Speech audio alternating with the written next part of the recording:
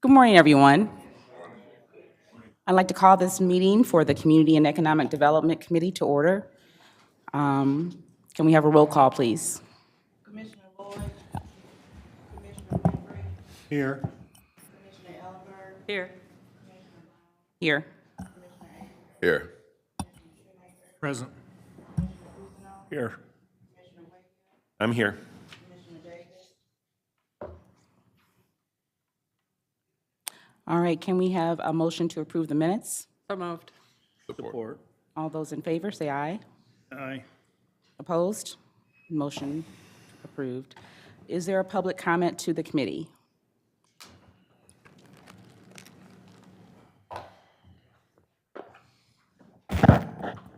Good morning. Good morning. Long time no see. I come down here. ARPA funds was given to Ashley Capital. Ashley Capital doing a project over on Buick City, you all know.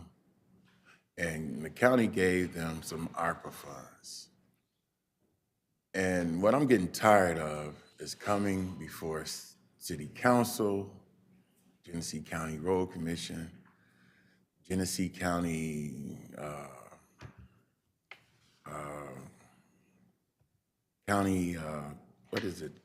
Tim Herman Chamber. You all get money, a lot of money for Flint, Michigan. We have 4 African Americans on this board. Nowhere in there does it put any incentives for these contractors to hire or give subcontract to African American businesses. Black History Month. I am tired of Democrats run around saying that you are a Democrat. You are the most racist people. And the black Democrats sell out to the white Democrats. There's 2 Democratic parties here. I'm tired of it. You get money for Flint. Why was 190 homes taken from the people in the city of Flint? No one's doing an investigation over here. I'll be back for the next one. Need to investigate that. County treasurer took 190 homes from people who lived in those houses. Thank you for your comment. Are there any other public comments? Okay, communications. We do have a presentation from the Flint and Genesee group. I believe Christina Johnson is here. Welcome. I apologize, I'm losing my voice a little bit today, so I'll do my best. I think you have a copy of our slides. I also left in front of you a copy of our strategic plan. I'm going to try to give you reference to which pages of the plan. My presentation doesn't follow the same order of pages, so you might be skipping around, but I wanted you to have this to dig in deeper when, there's another time for you. You've got a little bit more time to spend with it. You can do the next slide. Thank you. So today I'm here to really share with you the 2024 to 2026 strategic plan of the Flint and Genesee Group.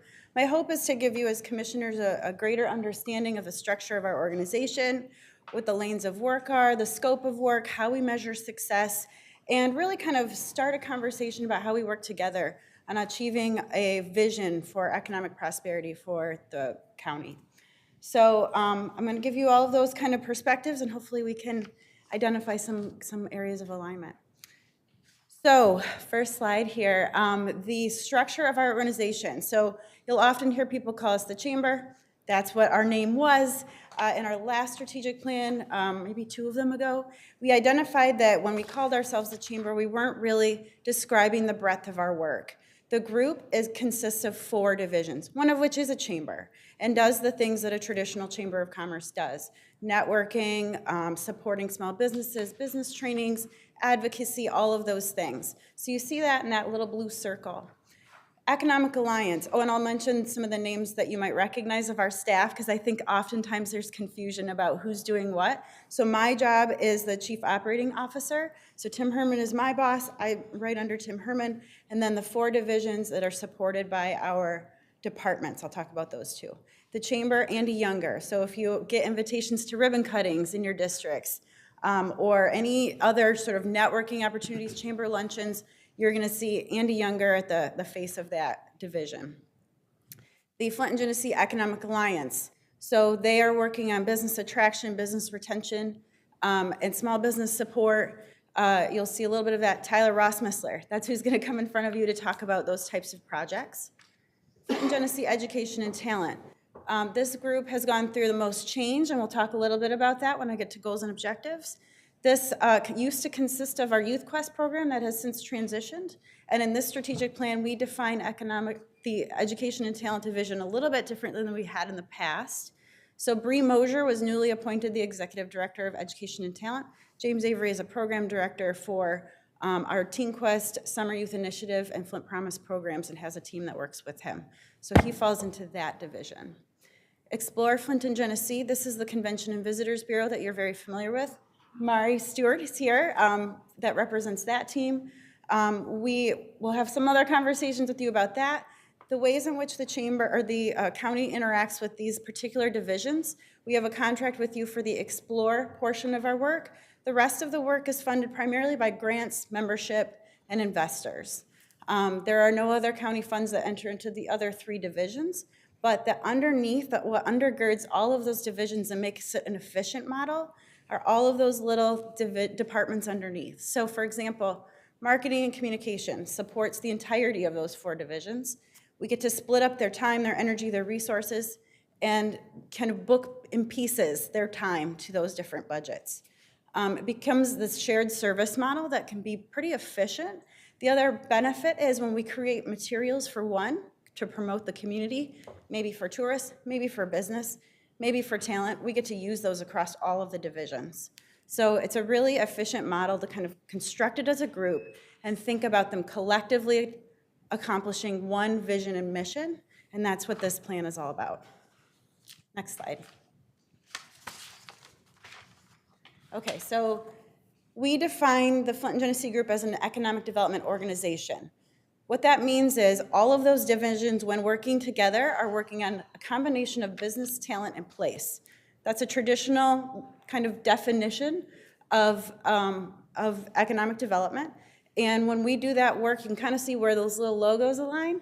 That is kind of roughly where we think they fit into those dynamics. The group itself, trying to work on all of those lanes. Education and talent focuses on talent, but has a little overlap in business. We want to make sure we're meeting the needs of businesses in terms of talent.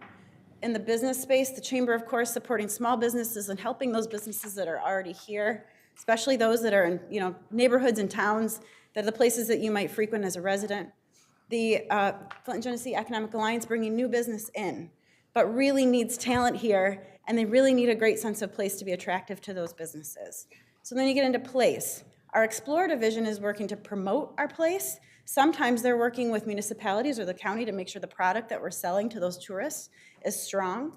But where you guys probably come in best and what we do not do is in that place, that product development, the investment in infrastructure, the investment in towns and communities, the ability to kind of create the product that we can sell to businesses, that we can convince people to move here for, the school systems, the towns, the neighborhoods, all of those things are the product that we want to have a nice, strong story about. Go to the next slide. What guides us? So every organization, if they are following best practices, should have a vision, mission, and core values. We look at these every year. We do 3-year plans. We do them all internally. We spend a lot of time talking to our internal staff. We talk to our boards. Every one of our divisions has an advisory committee that consists of 12 to 18 people. So we have a large network of advisors that help us kind of gut check the work that we do. We look at data, a lot of data. I'll talk more about that. And we kind of combine all of those things and sort of make sure that we're taking advantage of the opportunities in front of us, that we're headed all in the same direction, and that direction hasn't changed over time. When we looked at our vision, mission, and core values, we decided that these were things that we still believed in from our last plan. So we didn't really make any major changes. The vision statement here in 2040, Genesee County is a top 5 community in Michigan based on jobs, talent, livability, and equity. If that sounds familiar, that is the same statement that we make about Forward Together. That is the vision we have for our county, not necessarily our organization, but we want our county to be in the top 5 ranked of the 83 counties in the state of Michigan in those particular categories. I'll talk a bit more about that later. We also added in this plan an element of DEI right embedded in our work. I know that's something that the county has been sort of focusing on as well. We hired a DEI and community relations director, I think we're up on 2 years now, who's really been able to take the ideas we had, plans we have, put more action behind them, more research and data and measurement behind them, and really implement it in our practices and processes, but helped us make sure that they're built into our programming as well. So we wanted to define those things right off the bat as part of what guides us. That's all on page 6 if you want to dig into that a little bit deeper. Next slide. Okay. So I want to include this, and this is a little bit later in the plan. I'm not going to belabor it, but because it's past stuff, we're excited about it though. So on page 13, you'll see results listed. Our 20 to 23 plan had 3 particular areas of interest in our looking forward section. And one thing that I think is unique about our strategic plan is this is not a plan on a shelf. We never put it aside. I have copies all over the office. We have it hanging in people's cubicles. We have regular leadership meetings to check in on where we are on these issues. And rather than go into all of these, what I'd like to say is, when I look at those looking forward major goals that we set for ourselves for a 3-year plan, every single one of them we worked on and accomplished. Those little logos on the bottom represent the initiatives, programs, or other efforts that we put in place to respond to those and have worked on them for the past 3 years. Some of these things were being incubated, and what you'll see, like Flinterns, for example, and Make Your Move, we incubated those as our talent retention and attraction strategies and programs, and now they are formally a part of our education and talent division. So we're always looking for those areas of opportunity and gaps, trying to cultivate resources and effort and understand best practices so that we can formalize it as part of our work, and that's exactly what happened from our last plan to this plan. Next slide. Talked about data. If you've seen me do the Forward Together presentation, I'll apologize that you had to listen to so much data. We love data. We actually hired a data analyst who's on our staff, and you probably have seen some, I've been pushing it out, so if you're getting emails from me about our municipal data project, we are hoping to create individual data reports for each municipality that help them understand the makeup of their community, the opportunities that are demonstrated through data, their connection to each other and to the county's overall goals.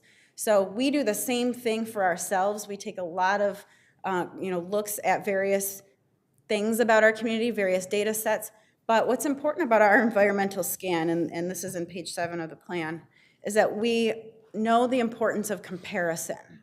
So it's really important that we're contextualizing our data, that we are looking at it as compared to other communities in the state, because when you see cranes and you see opportunity and growth happening right in front of you, you can say, looks like we're doing great. But when you put that up against other communities and see perhaps we're not going as fast as them, it really gives you a sense for kind of where you need to focus your energy, where your trend lines are going up or down, and that's really a focus of Forward Together, but something that we looked at for our own efforts as well. We also added a what does this mean section. Our whole idea here, typically strategic plans are internal documents. Here I am presenting ours to you. Our hope is that this becomes a tool for other people as well. So what we did is we pulled a lot of the data about our community. There's several pages worth of it in there. And we gave a little bit of a synopsis for anybody who wants to use this and maybe isn't quite sure how to interpret the data. So there's a what does this mean section in there that if you're looking to maybe guide any of your questions or conversations, there could be a little analysis that could be helpful there. And we make an intentional connection to our Forward Together work.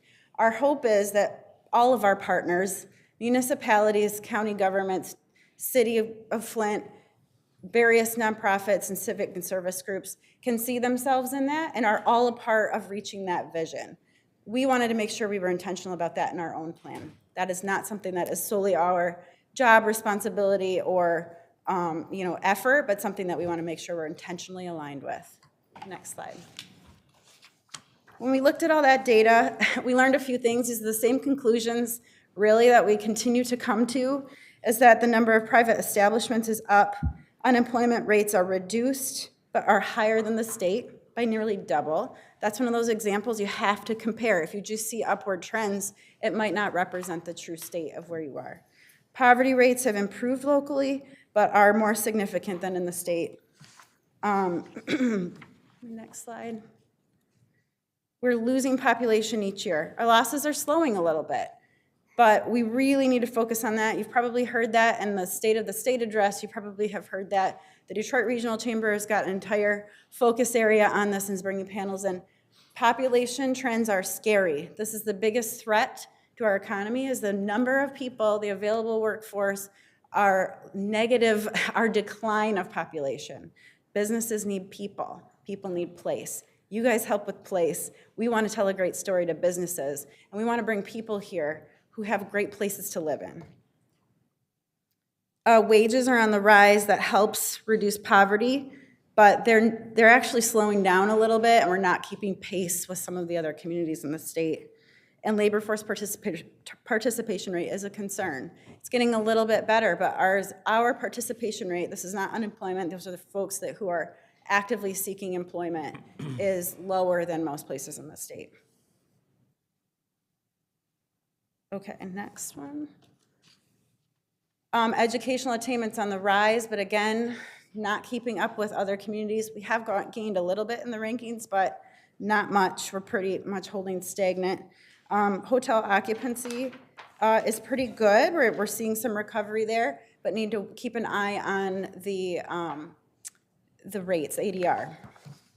Okay, forward together. I'm not going to go through this because my hope is to come in front of you at another one of these meetings or wherever the forum is and really dig in on this. We've talked about top 5. These are the 5 areas that we measure ourselves and compare ourselves to other communities. This is on page 12 of your book if you want to reference that.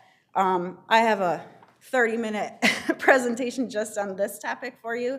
And what we're trying to do this year is, like I said, get with those municipalities, continue to educate them on these particular areas that are county numbers, help them have context for their own numbers and how they fit into this, and also move from looking at data to moving to action. We started plotting out the work that our organization has done in the kind of 6 areas that are defined in the Forward Together plan.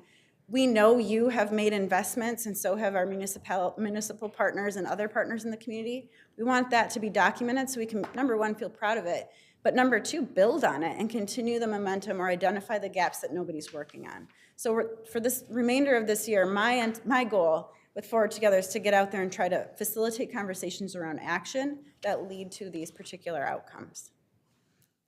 Okay, goals and objectives. So the meat of our plan is going to be in pages 16 to 20.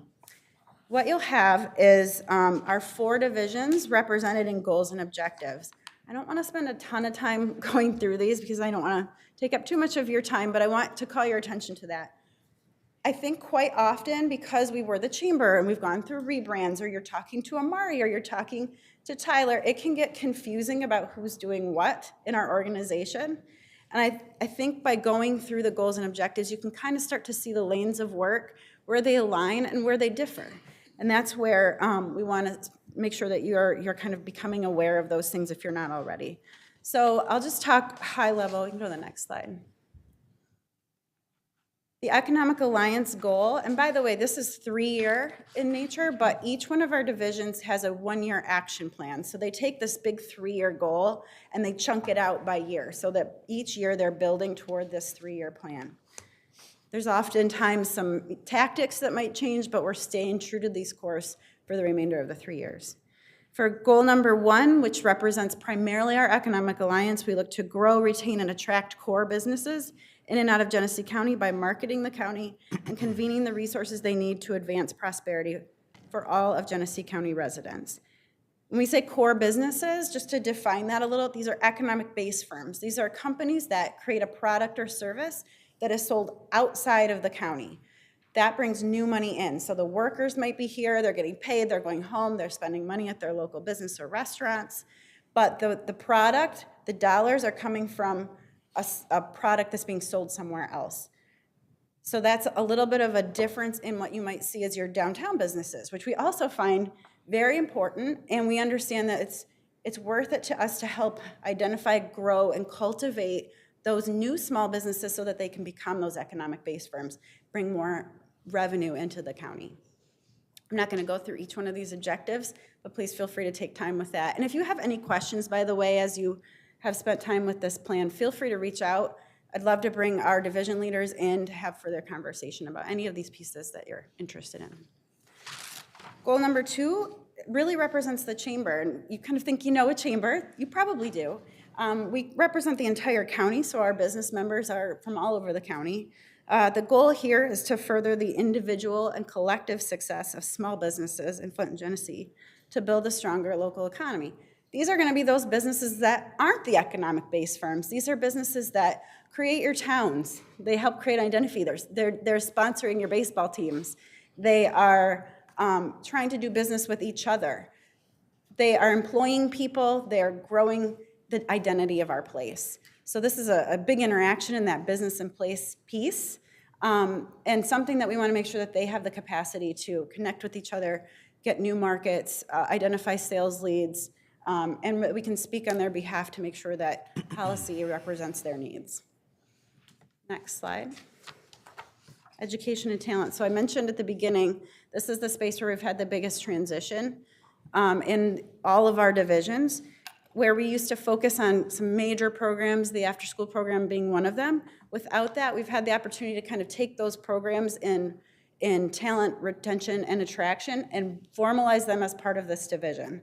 So the goal for this division is to develop talent within Flint and Genesee, so the people that are already here, those might be the young people, those might be adults, retain existing talent. So when we've got students coming into the universities or residents coming into the hospitals for the time being, or we've got current students here who are thinking about their career aspirations and not necessarily thinking about keeping that talent here, we want to tell them why they should stay in Flint and Genesee, and attracting new talent to join the workforce. When we did our Forward Together work and we saw the net in-migration numbers, we knew there was a concern. We're losing population, and we also could not identify anybody who was focused on that. That was a gap that came from data that we decided we needed to do something about. And so we created the Make Your Move initiative. We can talk more about that at another time, but essentially are focused on selling the assets of our community to the people who we think will care the most, to encourage them to visit, to end up living here and working in the county. Next slide. And explore. This one might be the one you're most familiar with because we have our contract for the Convention and Visitors Bureau services. Our goal here is to increase tourism, drive economic impact to the region through strategic marketing, public relations, and sales. Very similar to our Economic Alliance, the work is done kind of outside of the community in a lot of ways. We are putting billboards and doing our marketing and our pushes to pull people in. You might not see that every day here in the county because the goal is to bring new money in, to bring new visitors in. When they're here, we're kind of courting them maybe to be talent that lives here. We're encouraging them to grow roots in our community in a way that we think sells it for the next visitor. So this is a large part of marketing and communications work, but it's also about very passionate employees who can speak to the assets that we have in our county and help to cultivate and grow those assets, those products, our park systems, our cultural center institutions, our hospitality partners, and make sure that they are providing the very best service to those visitors who come. Okay, next slide. Okay, page 21. So I started this by saying a little bit about what we felt like we were pretty successful with in our last plan. We don't put this on the shelf, we look at it. So the looking ahead section of our plan is pretty darn important to us. We do not put this down, and we put measurement behind it. If I had to pull a theme from this section, it'd be attraction. There was a time ages ago when I first started with the group writing grants, our focus was all on retention, kind of make sure we're keeping what we have, Now we've moved into an opportunity, sure, that's really important as well, but we have opportunities through resources, state policy and initiatives to attract business, attract tourists, and attract talent. So that is really a theme that you'll see throughout. We aim to, over the next 3 years, really drive those actions through the Forward Together vision. You can see that in action right now, engaging municipal partners, moving data into action, and trying to engage with strategic partners who have a hand in achieving those goals. Aligning our efforts in business, tourist, and talent attraction, leveraging resources, partners, policies, state resources and initiatives, marketing materials. I know this is a long list, but we have so many opportunities to align and collaborate, and platforms to promote the assets of the region, to target audiences outside of the area. This is that shared service model at its best. This is saying, if we're all working to attract, whether the audience might be different, we have the same story to tell, and we can share those resources amongst each other. That's a hugely efficient and a great opportunity that, unless intentional, could go unrealized. So we're being very careful about that. Strategically support investment in systems, physical infrastructure, and amenities in our community that increase economic growth opportunities. This is a space where it's largely involving partners. And I'm gonna just kind of look at some of the tactics in that one, because this is a spot where we really wanna work with you. This is where their product is developed. This is making sure that what we're selling is the best quality that we could have, and that it's the new initiatives are very attractive to these things. So, so when you see that, when you see assemble land for business development and work with community stakeholders and partners, things like the Advanced Manufacturing District, where we're trying to reduce the time it takes for a business to come into the community, build and grow, that is that's an advantage to us, a marketing advantage. So as we kind of try to prepare sites for that, we can be more competitive in attracting jobs and investment to the community. So that's an example, but also things that have come up at this table, sports complex. That's been something that we worked together on a feasibility study, something we're very excited about as well. We think it's best supported by a sports commission, which is an independent kind of agency that promotes the area's resources specifically for the sports market. Those are things that we want to explore in the next 3 years and work with partners to try to figure out how do we make these new assets and opportunities happen. Of course, our K-12 partners are very important to us as well. We no longer have after-school programs, but that does not mean that we do not care about educational outcomes. It's a huge reason why someone will or will not move to a community. We know that the needs for educational attainment are only going to grow over time, so we want to work with our education partners, help prepare young people for certainly academic success, but give them a sense for how their career goals can line up with Genesee County's opportunities. So that's something that we're being pretty intentional about in the next 3 years. And as an organization investing in our own capacity, you don't see that very often, but we do a lot of work. We've done it kind of through our DEI work, but also beyond that, to understand the needs of our people, to make sure we're keeping good people who are passionate and working hard. And so we're doing things like staff retreats. We're doing things like staff surveys. We were just identified as a top workplace. These are things that we're being very intentional and measuring ourselves against and figuring out if our policies or practices can change to make sure we're reinforcing people. Next slide. Okay, so working together. I would love to have this be the opening to a dialogue. I would love for us to continue to work together. And these were just a few of my ideas, but certainly not an all-encompassing list of the ways that we can support each other's work, with hopefully the common goal of becoming a top 5 community in the state of Michigan. So Forward Together.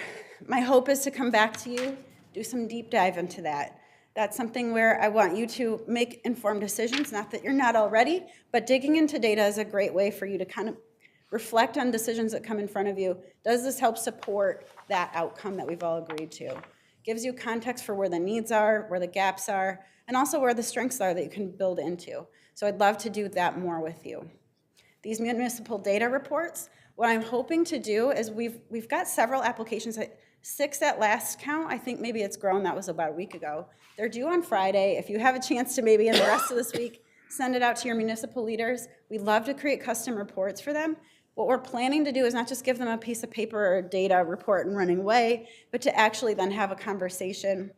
We present the data, help them analyze the data, Our goal is not to prescribe, not to tell people what to do with it, but merely to help facilitate conversation that's data-informed and help them make those decisions.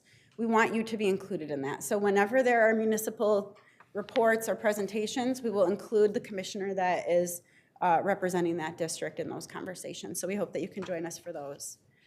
Complement our work. So we talked about that business talent place. There's space in there that we are corely a part of, and then there's space that we really need partners to work on. K-12 partners are really important to us. I can't do that work. That's not the goal of my organization, but I care about their success. Place development, infrastructure investment. These are things that our government organizations do the best. And when you do that well, and when we've partnered and we're headed in the same directions, we have a lot better product to promote, and we have a common story to tell. So we want to work with each other and make sure that your areas of focus complement the things that we're working on. And use us. We're here for you. We've got data. We've made a ton of investments in data tools. And so we would love to be that resource to you. We can do economic impact calculations. We can pull specific data reports. We pay for access to some data that is costly for any individual organization, and we want to spread that. That's kind of that shared service idea. So please use us. Call me whenever you've got a random question. Our data guy's used to hearing the wildest ideas and doing the research on it. We've got industry expertise. Amari's a good example of that. She's engaged in so many of our state alliances and associations connected to the things happening in the tourism industry at the state level and beyond, and can be a great resource for your planning efforts and investments around the product that she will end up selling to tourists. So please make sure that we're included in those conversations whenever it makes good sense. Share your input. I love hearing feedback. So if we have the opportunity to have individual conversations, if you've had a time to digest this and you have some questions or concerns or things that you think we could be doing better, please feel free to share that. And I'm just going to encourage you, this might not be the forum, but if it is, I'm happy to take notes on any other opportunities that you see that maybe I don't know about, that we could work together or complement the work that you're doing. I think that is the end of my slides, but I can leave it with that for questions, and then maybe an invitation to come back, talk about Forward Together, and anything else you'd like to dig in on. Any questions? Thank you, Christina. Commissioners, what questions do you have? Any? Madam Chair. Yes. Thank you, Christina. Appreciate our one-on-one visit before the holidays, I think, and you being here today. Couple quick things. I know that Tyler is front and center, so the Economic Alliance, on recruiting some of these larger businesses, I would say, to the community. And I know there's a certain element of non-disclosure with that, but it seems to me there's a lot of activity that people aren't really seeing below the waterline.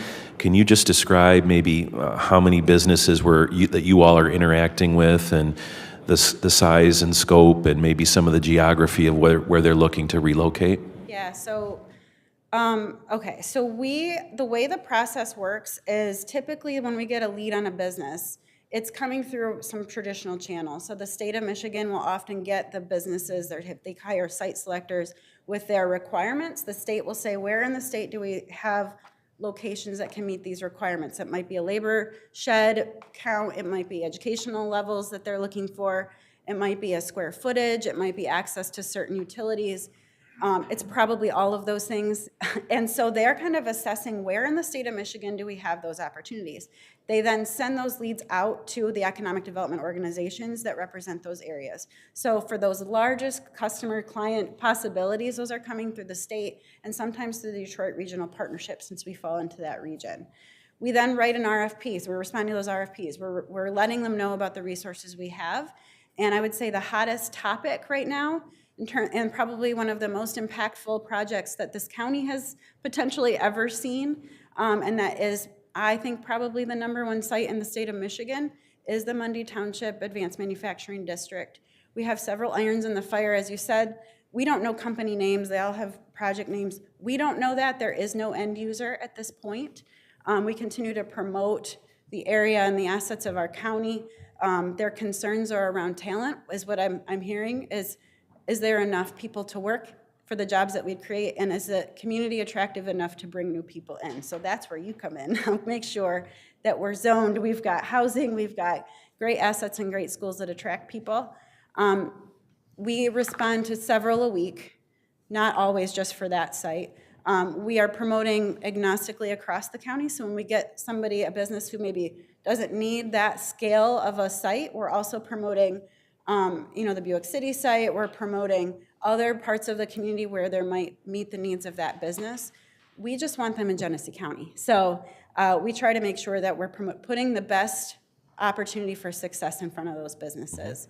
It's a hot topic, that's why it's rising to the top as our attraction being one of our greatest opportunities. We're talking about job counts anywhere from 500 jobs to 5,000 jobs. Billions of dollars of investment potential, because a lot of them are going to be in the spaces of semiconductor or battery plant type opportunities. We've seen others, but those are really kind of reinforced by the CHIPS Act, and they have very large investment amounts for the size of facility they need. So you're going to see pretty big numbers coming out of that industry anyway. So there's only a handful of sites in the state of Michigan, and I'm going to say we've got the best one. So this is a huge game changer for our community. This is jobs and investment that we've all been looking for. This is opportunity for our people. They're great alignment with the school systems, both K-12 and higher ed. So it's really kind of meeting the needs of all of these business talent in place. Right. I think we have, or I know that we have an infrastructure item under Finance Committee with some ARPA dollars related to making sure that we can support the Mundy project in particular, in Gaines Township. Last thing, housing is a huge issue in the county. Lack of housing, lack of quality housing, retaining people and attracting new people. You've got to have places for them to live. Is that on your radar as an organization, and in what way? Very much on our radar, but as I said, we can't do it all. That's not our core charge, and we try to stay aligned with our mission, but it's absolutely essential. So it's the kind of thing that we want to convene partners around. We want to make sure that municipalities are prepared for. We're talking about certainly affordable housing, mixed use buildings in various parts of the county, suburban, urban, and rural considerations. Those are all things that people will be looking for, and a major selling point to attract people to our community that we have such a variety of options. We want traditional development as well. There's great opportunities there. There's probably some policy to look at, and why aren't we seeing as much traditional development? What are those costs, that margin, that timeline, that maybe as policymakers we could be looking at tools to help spur that?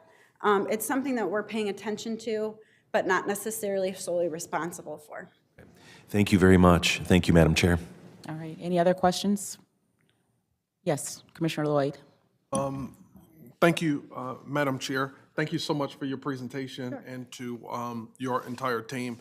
I appreciate work that the Chamber has done over a number of years. Don't get a chance to, communicate with you all often. I think I may have talked to Tim once this year, met with you once in a year period of time. And have been supportive just over the years, because I believe we need to have a focus place that is dedicated 100% of the time to attracting business, retaining business, and so on and so forth, connecting them to resources. And so I've been supportive. However, in being supportive of various organizations, I also have a responsibility to ask the tough questions. Sure. And as folks hold us accountable, I'm accountable to resources that we give to the Chamber to ask certain questions and to make sure that that there is accountability. I recently had a meeting with a number of small businesses in my effort to see how I can better support, to hear various perspectives, to understand some of the challenges that they face, and to understand how the resources that may be available are working for them. And there was something that came up, and I don't know it to be true, but I want to raise it. Sure. I don't like to just raise stuff behind the scenes. I want to be transparent to the public as well. One of the concerns that came up was a concern, and maybe you can speak to it, from small businesses, whereby they suggested that at times they're invited to roundtables and such, where there's discussion about various ideas and so on that they may have, so on and so forth that they may have, and concern about their intellectual properties being duplicated by the chamber, thus, because you're a larger entity, thus, in some instances, rendering what they offer not as valuable, if that makes sense. And so that's something that I wanted to raise and see if you can speak to that a little bit, because the concern is, there was hesitancy to partner. And, I suggested, I hope that is not true. I've seen the chamber as a way of a good avenue for folks, but I just want you to speak to that, because that is a concern of mine in support of small businesses. That if they come to a table, they share their ideas, that you all are missioning and working to kind of support that, and they're, without them having fear of their ideas being taken. You're the bigger dog on the field, and then now they're the little dog, even more so, and then folks aren't coming to them, they're coming to you. That's one thing I wanted to raise. The other question I wanted to ask is about the chamber's commitment to aiding small businesses and your support and securing not just smaller contracts that just allows them to pay a staff person or be able to buy some supplies, but plugging them into larger networks and businesses where they'll be able to get contracts that will be sustainable, that will help them to be able to progress as a business. So I'd like for you to speak to that as well. And then the other thing is, I'd like to understand the Chamber's commitment to creating opportunities for small businesses, again, that will be sustainable. So can you speak to intellectual property and how that's handled, how those ideas are incorporated, how individuals are supported, and how that's a safe space, how, number two, how you all are working to help plug them into maybe larger businesses that will sustain them. And then lastly, as it relates to your RFP processes, what are you all doing to write those in such a way that it allows small businesses, particularly minority businesses, an opportunity to secure work? We had a speaker already kind of talk about a little earlier, projects and smaller minority businesses being able to plug in. It's the same thing in terms of economic development. So can you speak to that? Definitely. And one of the things that I didn't mention, but in the last 3 years, of course, recovering and during COVID, we all learned some pretty serious lessons about the needs of small businesses, especially when their audience was not able to go frequent their business. What the result was, we originally in our Economic Alliance team, who's traditionally been focused on bringing in large businesses, we had a half a person that was focused on an E-team, that's an entrepreneurship service provider team of folks. She was also working with small businesses, but only half-time. So we had a half a person essentially dedicated to small business support. There's no cost. It's not part of the chamber services. This is open for everyone.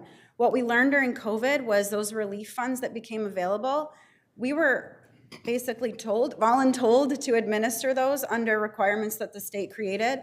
And what we learned is so many of our businesses, particularly the minority-owned businesses, were not eligible for those funds. They either didn't have bank accounts, they didn't have track records that were going to meet the requirements of those funds. And we could see this huge gap, and we're quite frustrated, frankly, that we couldn't do what we needed to do to help the businesses that were coming out in great need. And so what we've done since then is provide that feedback to the state, number one. We've leveraged our Moving Flint Forward Fund. That is funding that we get from GM. We fund about 12 to 15 businesses every year with about $10,000 of grant money that they can use to, reinforce their business. It could be a capital improvement, it could be staffing, it could be a POS system, it could be whatever they need to help grow. But more importantly, we build into all of our programs a focus on training and development. So we cohort them, they're grouped together. Quite often they end up doing businesses together and moving Flint forward. They are coming together to learn about best practices, business practices. They're going through the business plan process. They are often getting connected to services they might need for marketing or accounting or other things that are oftentimes other members or folks who are being served as a small business. So we're trying to make those connections in that way. That's a small scale thing, that's 12 to 15. But what else has happened is because we could see the need was so great, we have gone from a half a person, we're up to 3 full-time people focused on small business support. We just recently got a small business hub grant. We are working with various partners. It's a 3-year grant. We'll have locations throughout the county, so there'll be some ability to connect in the other parts of the county for those businesses that maybe aren't necessarily downtown all the time. We have counselors essentially that help identify what the needs of those businesses are and route them to the service providers in the community that can help meet that need. Sometimes we get folks who have an idea, and sometimes we have folks who've been running a business for 5 years but never formalized it.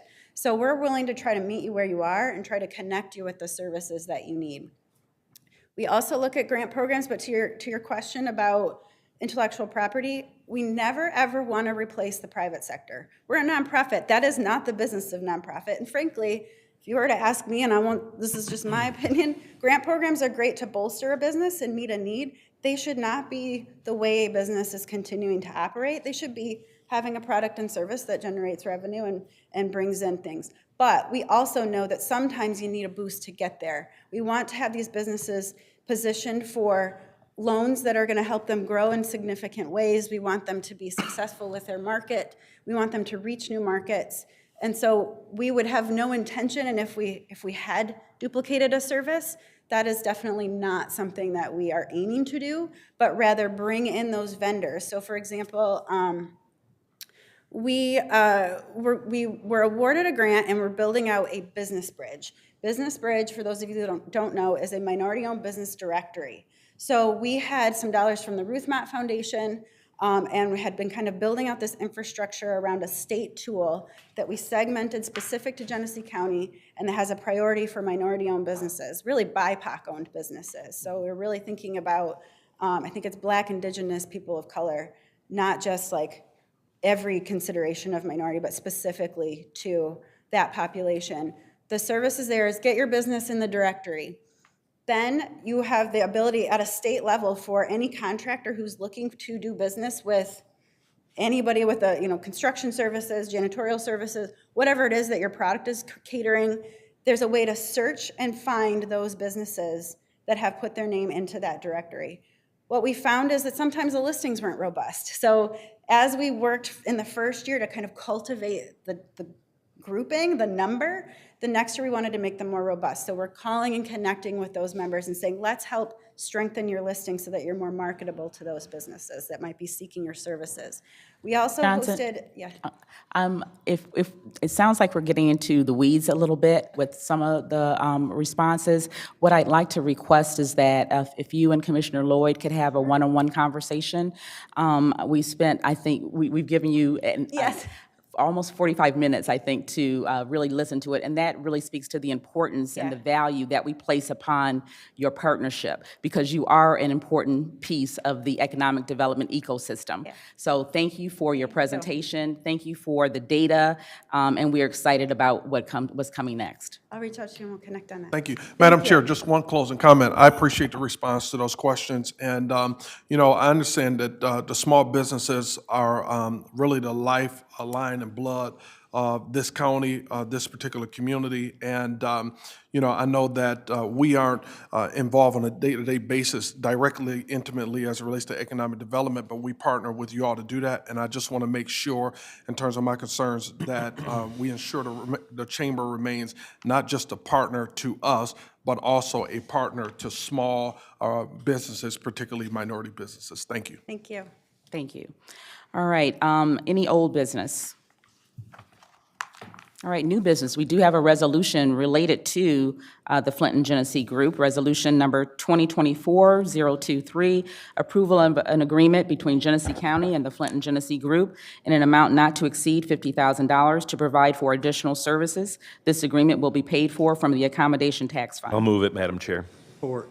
It's been moved and seconded. All those in favor say aye. Oh, Aye. Hey, please. Madam Chair, you have a question? Questions, discussion? I'm sorry. I just wanted an explanation of what the $50,000 is to be used for. All right, I'm going to ask Ms. Amari Stewart to come up and kind of talk about that. Thank you all, and thank you for your question. Amari Stewart, Executive Director of Explore Flint and Genesee, our Convention and Visitors Bureau. So the funds would be used, the first portion of the funds would be used for visitor guides. So we're tasked with distributing visitors guides throughout the county. They usually have a 2-year shelf life, and we distributed over 10,000 of them last year, and now we don't have any more, so I need to order some more. The cost of printing has significantly increased, so what we used to get on a regular basis has inflation has prohibited us to get that amount. And so we do need some visitor guides. And then another portion of the funding will be, so you guys allowed us some funds so that we can get our own website. And now that we've spent a year monitoring trends and being intentional about our efforts for diversity, equity, and inclusion, we would like to add an accessibility feature to our website. And this would also allow for our points of interest to add a virtual feature to their locations as well, so that they can showcase accessibility and barrier-free a community throughout our county. And so being able to add that additional tool to our repertoire for our website for accessibility, and that's an additional cost, I believe, of $9,000. And then finally, the larger thing, as we were talking about, focusing on promoting the development within each of our districts so that we can showcase and attract new business to the area and tourists to the area. This would be a new marketing company that we would like to work with to create a brand anthem for Genesee County. And this would be complete with short films, new videography. There would be a space for economic alliance, a space for education and talent as well. But this is a collective effort to market our county for visitors to come into our area. Instead of just using a la carte partnerships, we would like to get one large, this would be a year-long marketing effort to gather all the information that we need to market our county in all seasons, in every capacity within that relates to travel and tourism, and that showcases our accessibility within our community. I hope I answered your question. Yeah, I just needed an explanation, yeah. Yes? The only other thing, I guess, that comes to my mind is this is in addition to what the chamber gets. Correct. For the accommodation tax. That is correct. So It's taken out of our part of it that we're trying to save for doing different things. yes, well, so this would actually expound upon the forward movement that we would like to showcase for our community, so that we can highlight those large events that we have here to showcase on a national level. So yes, it is pulling from our accommodation tax reserve fund that is collected by the hoteliers, from the hoteliers. Our budget has been allocated with the $1 million that we receive. And so this would be an additional cost that was not put in our budget to be able to utilize. So, and I will be clear, this is a shared cost. So a portion of our budget will go towards that marketing plan, a portion of our budget will go towards the accessibility feature, and then a portion of our budget also goes towards the visitor guides. This will help to offset the costs that we've already implemented in our budget to be able to utilize these additional features.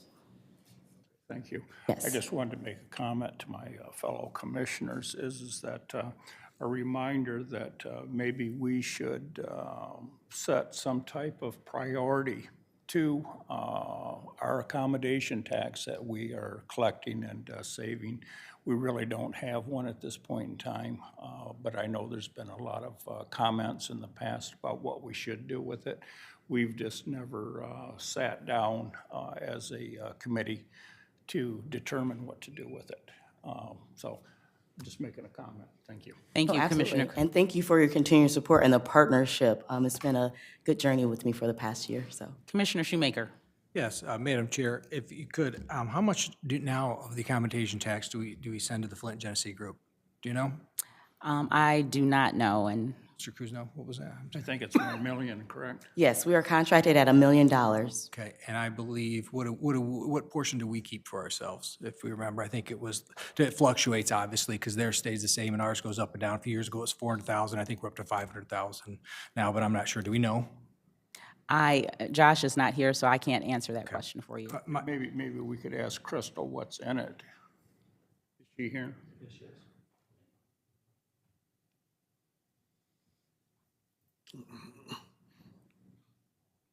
I can confirm the $1 million that goes to the chamber. I'm not sure. There's a portion that goes to parks. I'd have to look that up, but I can get that for you. And then there's a portion that stays in the accommodation tax fund. And that's where that 50,000 additional would come from. But I can get you the parks amount if you would like me to send I it. would like Parks and I'd like to see what we keep for ourselves. And also, quick question was this budgeted last year, or this is something new they brought to us? This is new, so there'd be a budget amendment attached to that request. So when, thank you, Crystal. To the board, when she states that, their budget has already been allocated, our budget has already been allocated too. So expenses like this, in an agreement with Commissioner Kuzno, we need to have more of a direction in advance before we just, every time we turn around and start handing this out. For those of you who've been here before, I've been critical of the way the $1 million has been spent. I think there's other avenues we should do it, and this is just another ask that, I'd like to see some results on, or some factual evidence that we're getting what we're paying for. So, thank you, Madam Chair. Thank you, Commissioner Shoemaker. What other questions do you have? Madam Chair, it's not a question, it's debate, I guess, or a point I'd make. I believe when we were approached by the folks that wanted the regatta on the lake, and I believe was it the concert or the Allied Challenge, there was a fair amount of discussion about either all of us or a subgroup of this body coming up with a way to assess so that we could make good decisions based on data. I'm not willing to be on that subcommittee, but if there are others who want to do that, I encourage them to do so. I'm working on other stuff for this commission, but I think it's important to come up with some criteria so that when we do get requests like this, we can assess them. So I'm all for that. I'm hopeful others will bring forward a plan. Thank you. Commissioner Shoemaker? I agree with Commissioner Wayhill, but the fact is when you give that large of money, my opinion is the people I deal with, when they want money from the private sector, they can prove what they're bringing back to the party. So for us to sit there and to go to them and then pull numbers from out of their system or what they're doing and so on and so forth is kind of tough. But I do agree we need to sit down and come up with some type of plan moving forward. As you know, I didn't think we'd see from the regatta the return that, for the investment at the time. But yeah, I agree something needs to be done from that standpoint, but it needs to be something more put on the people who are requesting the dollars from the county to show a return on investment to the residents of Genesee County. Thank you, Madam Chair. Thank you. Other questions and discussion? Okay, hearing none, let's call for the question. All those in favor say aye. Aye. All opposed? Nay. Motion passed. Thank you, Amari. All right, we have another resolution, 2024-136, approval of proposed amendment to Resolution 2023-448 by increasing the purchase order by $150,000 using CDBG CARES Act funding. Support. I believe it's been moved. Has it been supported? I'll support it. Okay. Question and discussion? Okay, all those in favor say aye. Aye. Opposed? Motion has passed. Is there any other business before the committee? Oh, we do have one more thing on the Mundy Township tax proposal. If there's someone from Mundy Township here, I think Chad Young is here, along with Township Supervisor Tanya Ketzler.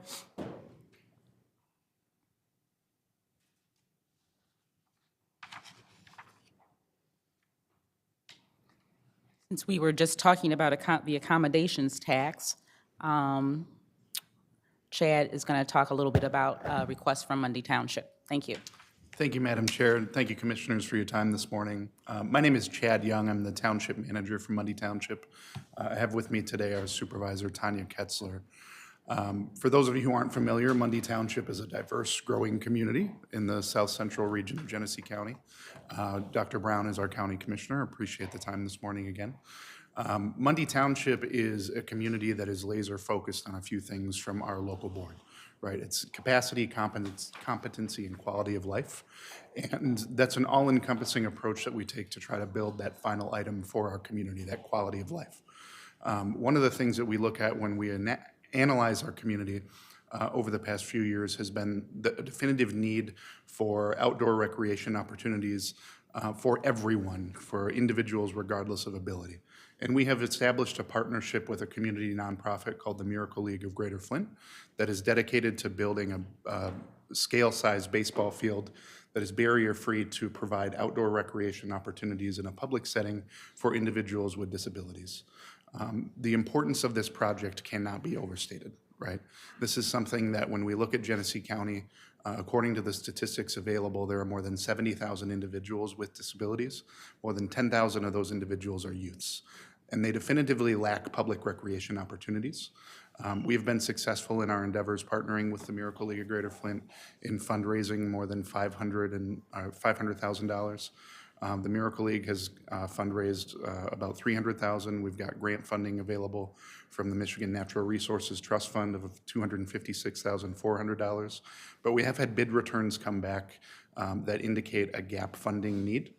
Our request to the County Board of Commissioners is to meet that gap funding need, partner with Mundy Township and the Miracle League of Greater Flint and the funding that's being provided by the state of Michigan to bring a Miracle League field to Genesee County. The township has made the land available to build this field. You may have heard of the Mundy Miracle Commons.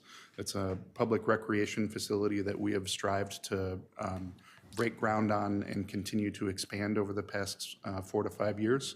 And we can definitively state with confirmation from the Department of Natural Resources, it's the largest municipally owned ADA park in the state of Michigan. And bringing a Miracle League field here provides an opportunity not just to provide that outdoor recreation opportunity for Genesee County residents, but to bring folks to Genesee County on a tourism perspective to utilize that facility and establish a statewide Miracle League travel network. So be happy to answer any questions, comments, or concerns. I will also note Mundy Township has approximately 900 hotel rooms along the Hill Road corridor. We've never made a request for accommodations tax funding in the past. Thank you, Mr. Young. What questions do you have? Commissioner Shoemaker? Madam Chair, you're asking to add this to the agenda? Is that what we're trying to do? Well, we don't have an official resolution at this point, but I do hope that we can vote on this, and having Mr. Young here today to explain it. And you also have, I think in your emails and in front of you, a copy of the formal request. And the amount was $239,000 for the gap funding that's needed. And so, yes. Madam Chair. I'm sorry. I'm sorry, you threw, Sean. I just had one, this project's been on the radar for a while, obviously for them, and I'm aware of it. My question is what do our funds look like in that account? What do we have in there? I'm all for adding it, and I think with the caveat for me that as long as funds are available and not allocated elsewhere, again, this is something just brought up, and we need to make sure we have dollars there, So, but if you're asking to add it as a resolution or add it to the agenda, I would make the motion that we'd add it to the agenda. Support. Item. Thank you. All those in favor of adding it to the agenda, please say aye. Aye. Opposed? Motion carried. Thank you, Commissioner Shoemaker. And yes, I have had a conversation with Mr. Freeman. The dollars are there to help cover this gap funding, and so my understanding is that we can move forward with it. Yes. Do we know if there's excess dollars in case of additional funds being needed later on? I just, to take the account down to a very low level would be my concern. That's something we can find out between now and the next meeting, but, Yeah. from that standpoint, because we're just. Yeah, that's a good adding it to question. next week's agenda. So if that's something we could find out, I would appreciate it. Thank you. Crystal, would you like to address that? So Josh came to me about that request, and we had about 1.1 million in fund balance before that request, so there is. Thank you. Okay, thank you. So this is a process question for me. It has been added to the agenda, but we don't have a formal resolution. So are we able to vote without a formal resolution? I think we just move it. Moved it to the board, full board. Okay. Yep. So okay, so, We'll have a resolution to have an agenda, or a resolution created approving the funding of $239,000. Okay, get my readers on. And okay. So now we are calling for the question for having the money, actually, the resolution, to have the resolution drawn up. Okay. So Moved and supported, I think. And then Marty had, Mr. Kuzma had a No, question. you answered my question in your statement. Thank you. So I think his motion was to move this request, pending a resolution coming forth, to our commission meeting next week, to the full board. Okay. Commissioner Wayhill? So as I understand it, we've added this item to the agenda. Del Rico or Commissioner Lloyd explained we will have a resolution next week. Voting in the affirmative this morning means that we will have a resolution presented to us, which we may or may not adopt next week after there's additional discussion and more information shared. To that point, I would ask if the Mundy Township folks are able to come next week in the evening to our meeting so that maybe we can have a more extended back and forth. I had to walk out for a second, so I missed the first part of what you had to say. And I do know a fair amount about the project through my friend, the supervisor, but I would invite one or both of you to come back. Would be happy to be there. Thank you. Thank you. Thank you, Commissioner Wayhill. So it will be on the agenda for next week during our regular board meeting, and we invite you back. Thank you. Thank you so much. All right. Do we have to, we still have to vote.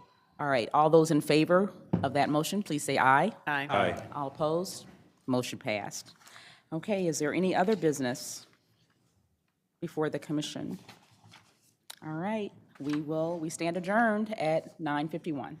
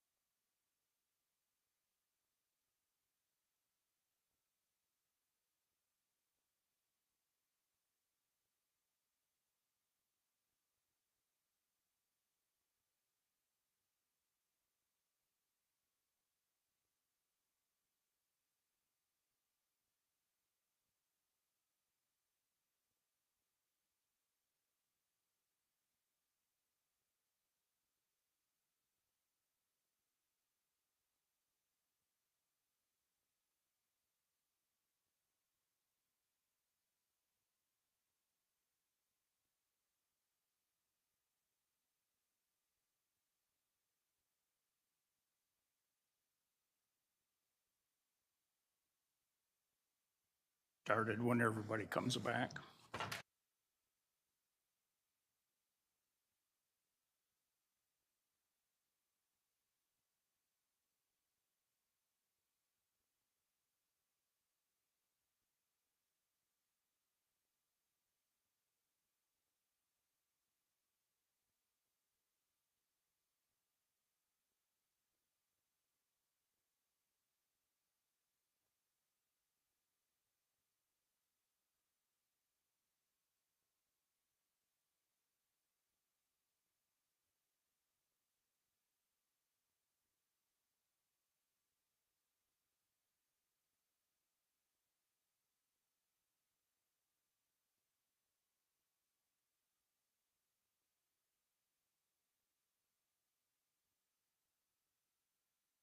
All right, I call the Finance Committee to order at 9, what'd you say, 55? Roll call, please. Commissioner Lloyd, Present.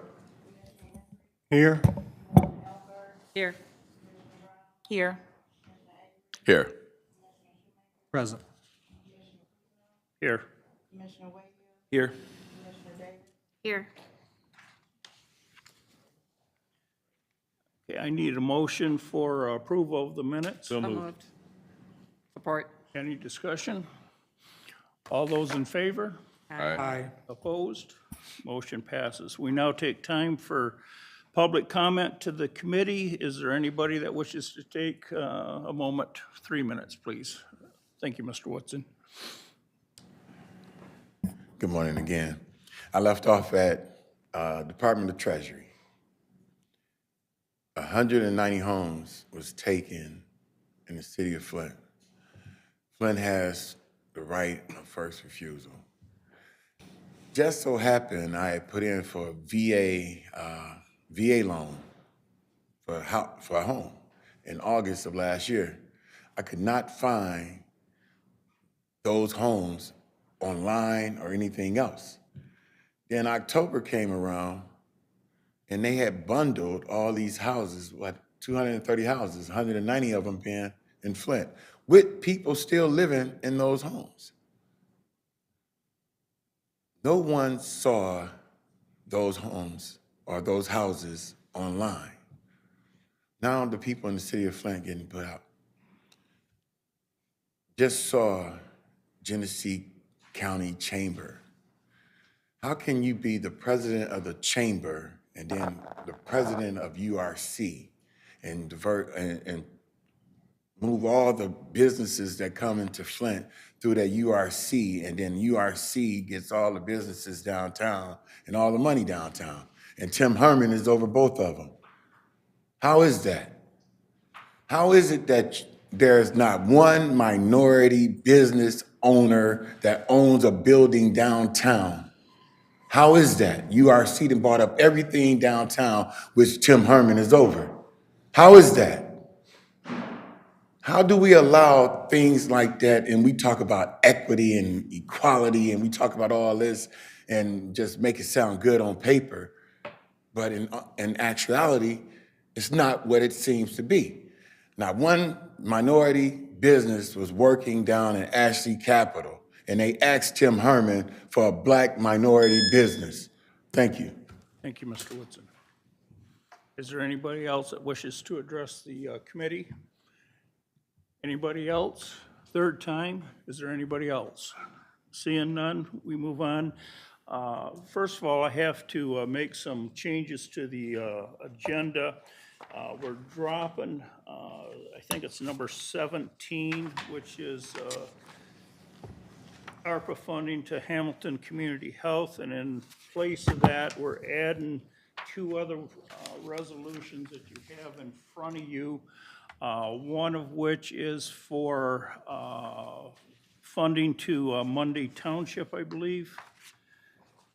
Mundy and Gain Township, some ARPA funding, $270,000. You have that resolution in front of you. And then after that, a resolution to the city of Clio for a water line replacement project of $200,000. We'll add that at the end of the new business. Is there any questions? All right, seeing none, I'm looking for a motion to approve Resolution 23886, approval of a request to create, post, and fill a deputy CIO Move at it. Genesee County's Information Technology Department. Support. I need a motion and then support. So move. Okay, is there any comments or questions? Seeing none, all those in favor? Aye. Aye. Opposed? Motion passes. Resolution 24-24, approval of a request to create, post, and fill one administrative secretary position at Genesee County's Facilities and Operations. This request will eliminate an account clerk position. Move it. Support. Is there any comments or questions? Seeing none, all those in favor? Aye. Opposed? Motion passes. Resolution 24-071, approval of request by Genesee County's Park and Recreation Commission to travel to the Revenue Development and Management School in Olga Bay National Training Center in Wheeling, West Virginia. The dates of travel are March 10 through 15th, 2024. Total cost for 2 employees not to exceed $5,500. Cost to be paid from the following account. So move. Support. Is there any comments or questions? Seeing none, all those in favor? Aye. Opposed? Motion passes. Resolution 24-075, approval of a modification number 1 of a contract between Genesee County and Newkirk Electric in an amount not to exceed $38,098 to continued work on the rewire of Genesee County's jail. The cost of this modification is paid through ARPA funding. Is there any comments or questions? Seeing none, all those in favor? Aye. Opposed? Motion passes. Resolution 24-092, approval of amendment to Section 18 of the Genesee County Employees Retirement System Ordinance. So move. Support. Is there any questions or comments? Seeing none, all those in favor? Aye. Opposed? Motion passes. Resolution 24-102, approval of a purchase order to ETNA for the Mr. Chair, Did I miss one? I'm sorry. 6. number 6. Okay. Well, boy, that's a big one, too. Resolution 24-099, forwarding to receive and file a copy of the paid county bills for the weeks ending 12/17/23, 12/24/23, 12/31/24, 1/7/24, and 1/14/24, in a total amount of $16,258,386.92. Support. Is there any discussion or comments? Seeing none, all those in favor? Aye. Opposed? Motion passes. Resolution 24-111, approval of a purchase order to Great Lakes Imaging. Oh, now I skipped 7, didn't I? Boy, I tell you, when I screw up, I keep on going. Resolution 24-102, approval of a purchase order to ETNA for the fiscal year ending 2024 in an amount not to exceed $121,844.10 to provide for the purchase of drain maintenance material. The cost of this purchase order will be paid from account as followed with the attached budget amendment. Move it. Support. Any comments or questions? Seeing none, all those in favor? Aye. Opposed? Motion passes. Resolution 24-111, approval of a purchase order to Great Lakes Imaging for the fiscal year ending 2024 in amount not to exceed $23,700 to provide for the replacement of an X-ray machine. The cost of this purchase order will be paid from account as follows. Move it. Support. Is there any questions or comments? All those in favor? Aye. Aye. Opposed? Motion passes. Resolution 24-128, approval of a request to create, post, and fill 4 now what'd I do? You skipped 24, 124. Might want to check off. me- There you go. Yep. Needs a piece of paper. Number 9, 24-124, forwarding to receive and file a copy of the first quarter FY 23-24 investment report. Support. Is there any comments or questions? All those in favor? Aye. Opposed? Motion passes. Resolution 24-128, approval of request to create, post, and fill 4 deputy positions assigned to Operation Arrowhead. I'll move The it. cost for these positions are grant funded. Any comments or questions? Mr. Chair, Yes, sir. I know the sheriff is in the audience. I wonder if he would come up and elaborate on what these folks are going to be doing. We, of course, are familiar with Operation Arrowhead, protecting the county seat. We think of it as a downtown operation, but I know that the geography is already much larger than that. Tell us more, if you would, Sheriff Swanson. Thank you, Mr. Chair and Commissioners.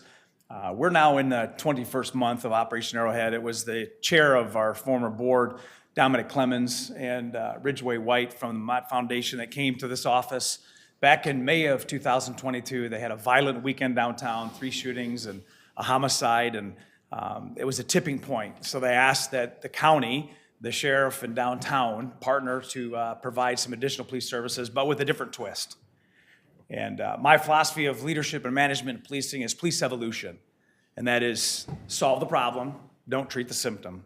And so I said, we will be able to do that with a select group of individuals that have the right demeanor, the right training, the right experience in order to solve problems. And I could go on for hours to explain what that is. But bottom line is, if somebody keeps getting arrested for domestic, find out why they keep getting into a fight. Don't just count stats. If somebody is homeless, figure out how we can help them. If somebody's breaking into cars, it's a big deal. If there's glass broke downtown, businesses that are being robbed, those are big deals. And so what we found was that's just the policing side of it, but coupled with the proactive policing, we did neighborhood checks by getting out of our vehicles, putting up basketball nets, playing basketball on the rooftops of our cruisers, interacting with communities and businesses, and being far more responsive before crimes happen. That's police evolution.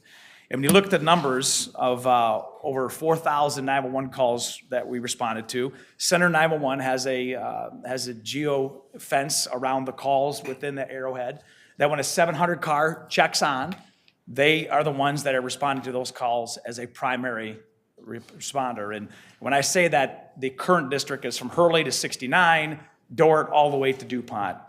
Well, in that response, we also know that quick response is a big deal to people that are making 911 calls. So we track all the data, Mr. Commissioner, and what we show is less than 5-minute response time on average to all 4,300 of those calls. That's a big deal to people, and that's a big deal to people that may not have a serious crime, but they want police response.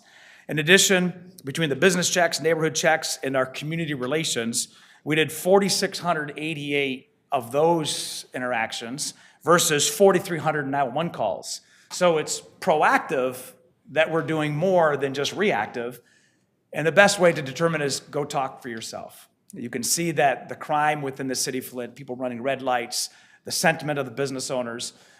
Every year we have nearly 1 million people come downtown from around the country and around the world to participate in great events that the county and the city hosts. And it's a great advantage for all of us that they have a positive experience.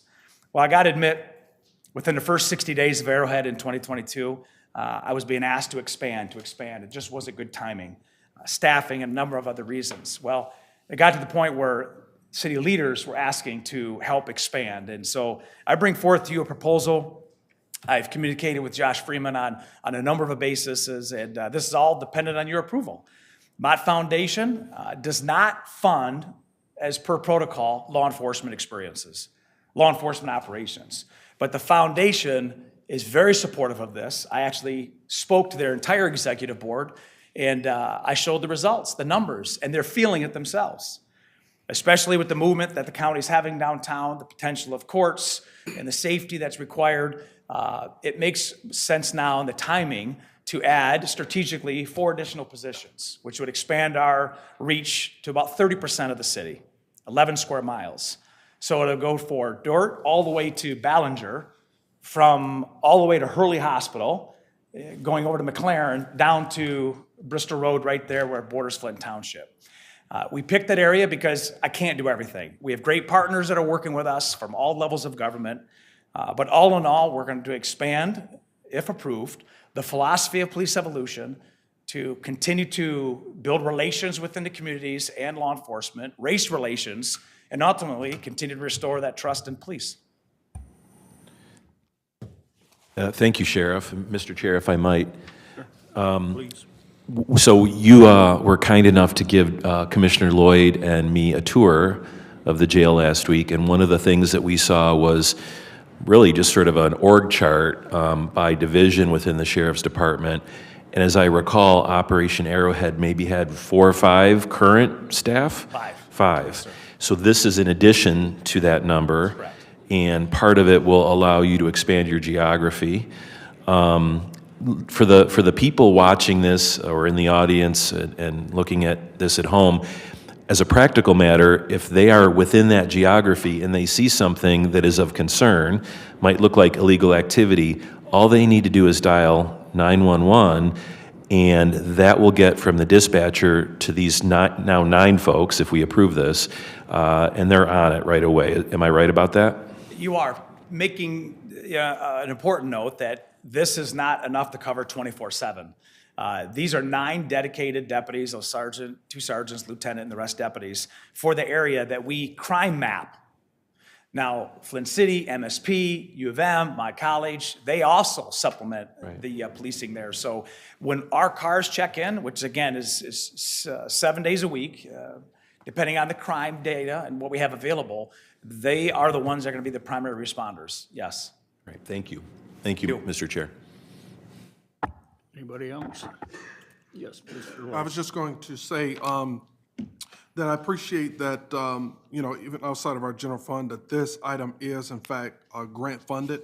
And it's great to have partners who will fund these kinds of things because there's a broader benefit. I know that I attend meetings of my neighborhood associations within the district regularly, and particularly in attending Court Street Village and the Mott Cultural Neighborhood Association and others. They've talked about the impact that they've seen in the community in terms of the presence of the 5 that you have and how it has served as a deterrent to some of the illegal activity because they're break-ins and so on and so forth. But they've seen that those numbers lessen, and they attribute it to the presence of Operation Arrowhead in those communities. So on their behalf, thank you to your personnel that are spending that time helping to police their communities. Thank you. Yeah, I personally wanted to thank you for your leadership. Thank you. But more importantly, your innovation. Thank you, sir. Your mind to create solutions to problems that have plagued this community. You've done a wonderful job. Thank you, sir.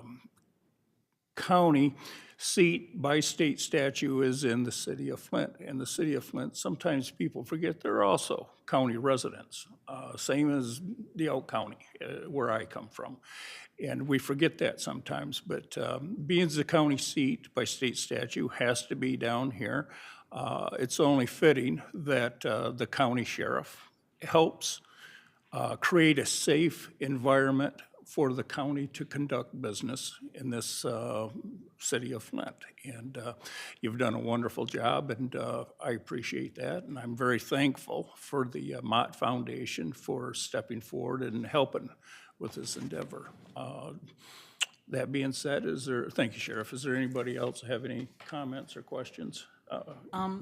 Thank you, Mr. Chair. I would just comment that my eyes, do a laser focus on the data, and I want the residents to know this data that was shared in this report, that 2,353 business checks were done through this program, 1,953 neighborhood checks were done, 516 felony arrests, 1,165 misdemeanor arrests. All of that taken together is a body of presence, and that presence is making a difference. And so I think with the Mott Foundation and what we're doing to help support you is a good return on investment. So thank you for your work. Thank you. Thank you very much. Thank you. Thank you. Mr. Chair, quickly, Central Park Neighborhood Association, Mott Park Neighborhood Association, Core Street Village Association. I just wanted to shout out 3 particularly who raised that. So I just wanted to put that on the record. Thanks. And Mr. Chair, if I may have one final comment. I couldn't do it without those deputies, the sergeants, lieutenants, under Lieutenant Hunt, every day going out there, knowing what my philosophy is, and that lives matter. And Mr. Chair, your comments coming from you mean more than you think, and I appreciate that. But I also want to recognize motor pool, maintenance, Mike, IT, all these people that you see come up here on a regular basis asking for support. It's to allow us to do what we do when lives depend on it.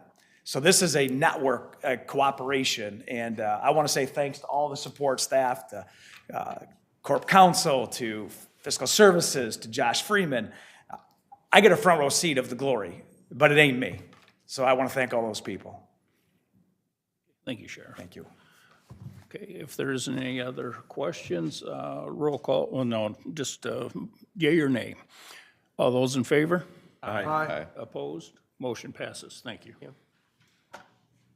If I haven't lost my place, we're on 24-131, approval of a proposed budget amendment to 23-24 appropriations resolution for various line items as described in the attached budget adjustment page. Remove it, sorry. Okay, is there any comments or questions? Seeing none, all those in favor? Aye. Opposed? Motion passes. Resolution 24-139, approval of a contract between Genesee County and Quality Assessing Services, LLC, in an amount not to exceed $39,500 to provide support for the 2024 equalization study for Genesee County. Support. Any comments or questions? Seeing none, all those in favor? Aye. Opposed? Motion passes. Resolution 24-140, approval of a purchase order to CMP Distributors Incorporated for the fiscal year ending in 2024 in an amount not to exceed $19,862.90 for the purchase of ballistic vests for the Genesee County Sheriff Office. The cost of this purchase order will be paid from the following I'll move it. accounts. Support. Does anybody have any comments or questions? Seeing none, all those in favor? Aye. Opposed? Motion passes. Resolution 24-146, approval of request by Genesee County Seventh Circuit Court to create, post, and fill one paralegal position for the Legal Resource Center. This request will eliminate one secretary position. So moved. Support. Okay, is there any comments or questions? I just want, if there's a representative from the court here, I don't have a question, but just can you wave your hand so I know who you are? Thank you. Okay. Nothing else? All those in favor? Aye. Opposed? Motion passes. Resolution 24-151, approval of a proposed ARP funding allocation for various community projects. So moved. Support. Is there any questions or comments? Seeing none, all those in favor? Aye. Opposed? Motion passes. Resolution 24-152, approval of a proposed ARPA funding allocation for the Friends of Burston. Move it. Support. Is there any comments or questions? Seeing none, all those in favor? Aye. Opposed? Motion passes. Resolution 24-155, approval of a proposed ARPA funded allocation for the YMCA. Support. Is there any comments or questions? Seeing none, all those in favor? Aye. Aye. All those opposed? Motion. Nay. I'm sorry. Mr. Chair, I missed the discussion piece on that. The reason I voted no is that I don't think we have a formal request from the YMCA, do we? Does anyone know? I don't believe so, but I guess, correct me, is Derek out there, Bradshaw? I assume that they're going to have to do that now, and then it's going to have to be approved by your office. That's correct. And if it doesn't meet your satisfaction, it will be turned down. Correct. Yeah, I understand that, Mr. Chair, but all the other organizations, I believe, 201 have submitted something, and I've been raising this issue for 34 days at 2 study sessions and elsewhere, and I'm curious to know why we don't have something by now in writing from the YMCA. So my vote is no, because I don't think that's a good way of doing business for an organization of our size and in a dollar amount that is that significant. So thank you for allowing me to debate after the vote. I appreciate your indulgence. Thank you, Commissioner Wayhill, for your concern. Chair, Mr. Chair, yes. through you to, I guess, our office to just make sure that we do have a letter, because I think a number of us concurred, no idea, when that point was originally raised by Commissioner Wayhill. I'm all in support of YWCA and YMCA, but it is important, very imperative, that we have actual formal requests from folks requesting dollars. So I just want to support what was shared. Who would? Duly noted. I'm sorry, I was just going to ask, who would, I guess, I don't know if we sent it through our office, I don't know if that's for Josh or somebody to reach out to them, because I won't be able to support it without that, but I want to be able to support it. I just want to make sure we had the right documentation. I'm a little confused. Did we not just have a vote? We did. Yeah, we did. Unfortunately, To move it to full Move board. it to next full week. committee, and then we can And- debate more next week if we need to. And it was one no vote. 2. 2? Okay. I couldn't hear everybody. Okay, so it moves on, and we can continue this discussion next week. Would that be satisfactory to the two of you? And in the meantime, I would suggest that staff reach out to the YMCA, and Mr. Joe Risk, I think, would be the contact person to provide that type of information so that the two of you and the rest of us would have those concerns answered. Thank you. Would that be satisfactory? Absolutely. I know that the other one was the food bank, but I believe Commissioner Winfrey was reached out pretty quickly when the issue was raised, and we got something in writing. So I think that's how we should handle our business. So thank you. Thank you. Okay, now we move on to the resolutions that were added. The first one would be funding, ARPA funding allocation to Monday Township of $270,000. While Monday Township and Gaines Township Waterline Project funding will be allocated from account number. Move it. Support. Does anybody have any comments or questions? Mr. Chairman, is this to add it to the agenda? No, we already added it. I added it at the beginning.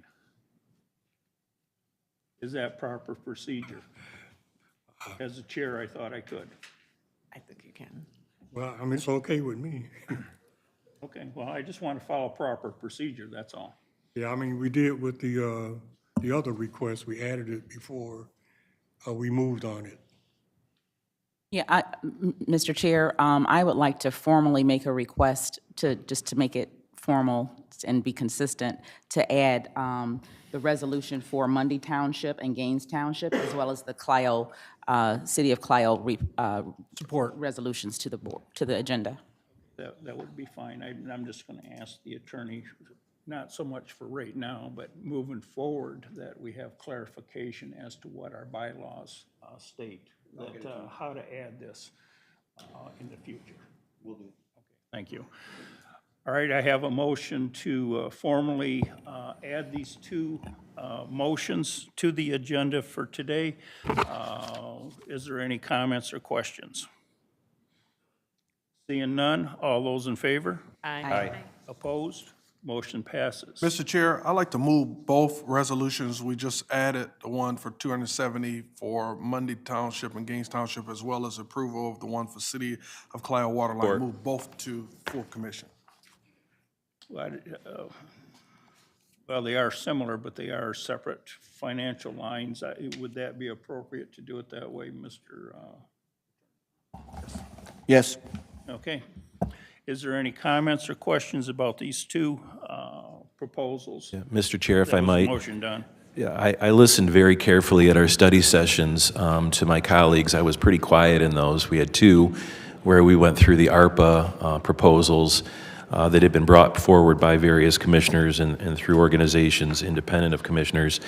And I think that where we've landed this morning with these two, we've got one in Clio, and then we've got Mundy and Gaines, but then we've got a bunch of other ARPA projects. Some are in the city of Flint, maybe one. Others are scattered around the county. There's the water piece in Fenton that we've already voted on, and the food bank, which serves the entire county, probably out county more than even the city if you look at the data. So I think that we've arrived, in my view, at a very balanced approach to trying to support hard infrastructure, which is what these projects are all about, which lead to economic development. We heard about the Mundy project, Advanced Technology Park, or whatever they're calling it. This Mundy and Gaines project is directly tied to that, because you can't bring in hundreds and hundreds and hundreds of jobs and human beings without this sort of infrastructure. But then on the other hand, we've just approved Burston, which is, in my view, an investment in human infrastructure and human development, because these folks are going to be citizens and employees and people that start businesses and entrepreneurs. So in my view, I think there's a great balance here that we've achieved using some of these final ARPA dollars that we have to get out the door so that we do not lose them as a county. Thank you. In response to that, I would agree with you. It was some things that we talked about quite extensively to try to accommodate all residents within the the county of Genesee. And your reference to infrastructure, that in my mind ties in with what the chamber was here talking about. Our job as elected officials overseeing the budget of the county as a whole is that we have to provide that infrastructure across the county the best we can so that it does attract businesses and that they have the proper infrastructure. So that we have made great gains in that, and in the meantime, we also have to take care of the residents that are here. So I think that balance was attained, but go ahead. Mr. Chair, just to extend on what Mr. Wayhill was talking about, the ARPA funds that that came back so that we had to reallocate was really good. Going to the senior centers and the $1.6 million that were extended to them, the $100,000 for each senior center. I've been going to some of the senior games, and these, directors are just overwhelmed about having the excitement of being able to have something to, make improvements of their centers. And the ideas that they're coming out with where they might not have been able to do that for years. So the seniors, directors, and the people that attend those senior centers are so excited about having this extra funding that was available from the ARPA fund, and that we made a decision as a whole that was needed. So, I just wanted to add that to some of these fundings that we're doing to make things better for our community. Thank you, Commissioner. Did I see your hand, Commissioner Lloyd? Yes, I just wanted to say that, and I'm excited even as a representative of folks in Mount Morris Township and the city of Flint to be able to support projects through what we've done collectively in other parts of the county. Obviously, we represent our specific districts, but as Genesee County, we're responsible for the entire county, and no one area is more important than the other. Challenges may be different, but I just want to applaud all the colleagues. A lot of discussion on this item, but I think we reached a place that we all can feel good about. So thanks. Thank you, Commissioner. Does anybody else wish to make a comment? Okay, all those in favor? Aye. Opposed? Motion passes. I don't think we have any other business, so we adjourn at 10:28. Thank you.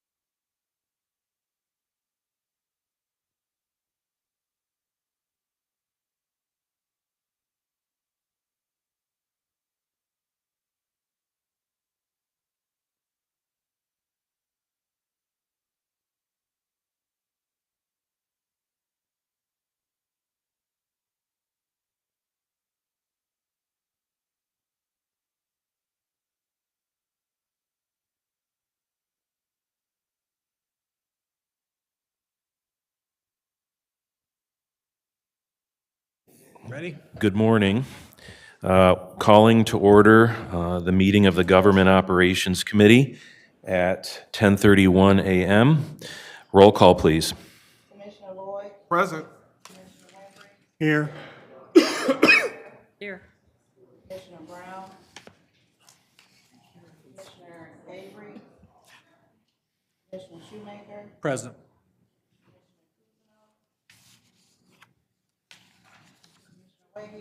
Here. Here.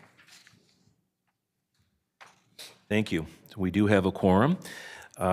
We have the approval of the minutes from January 17, 2024. I'll entertain a motion.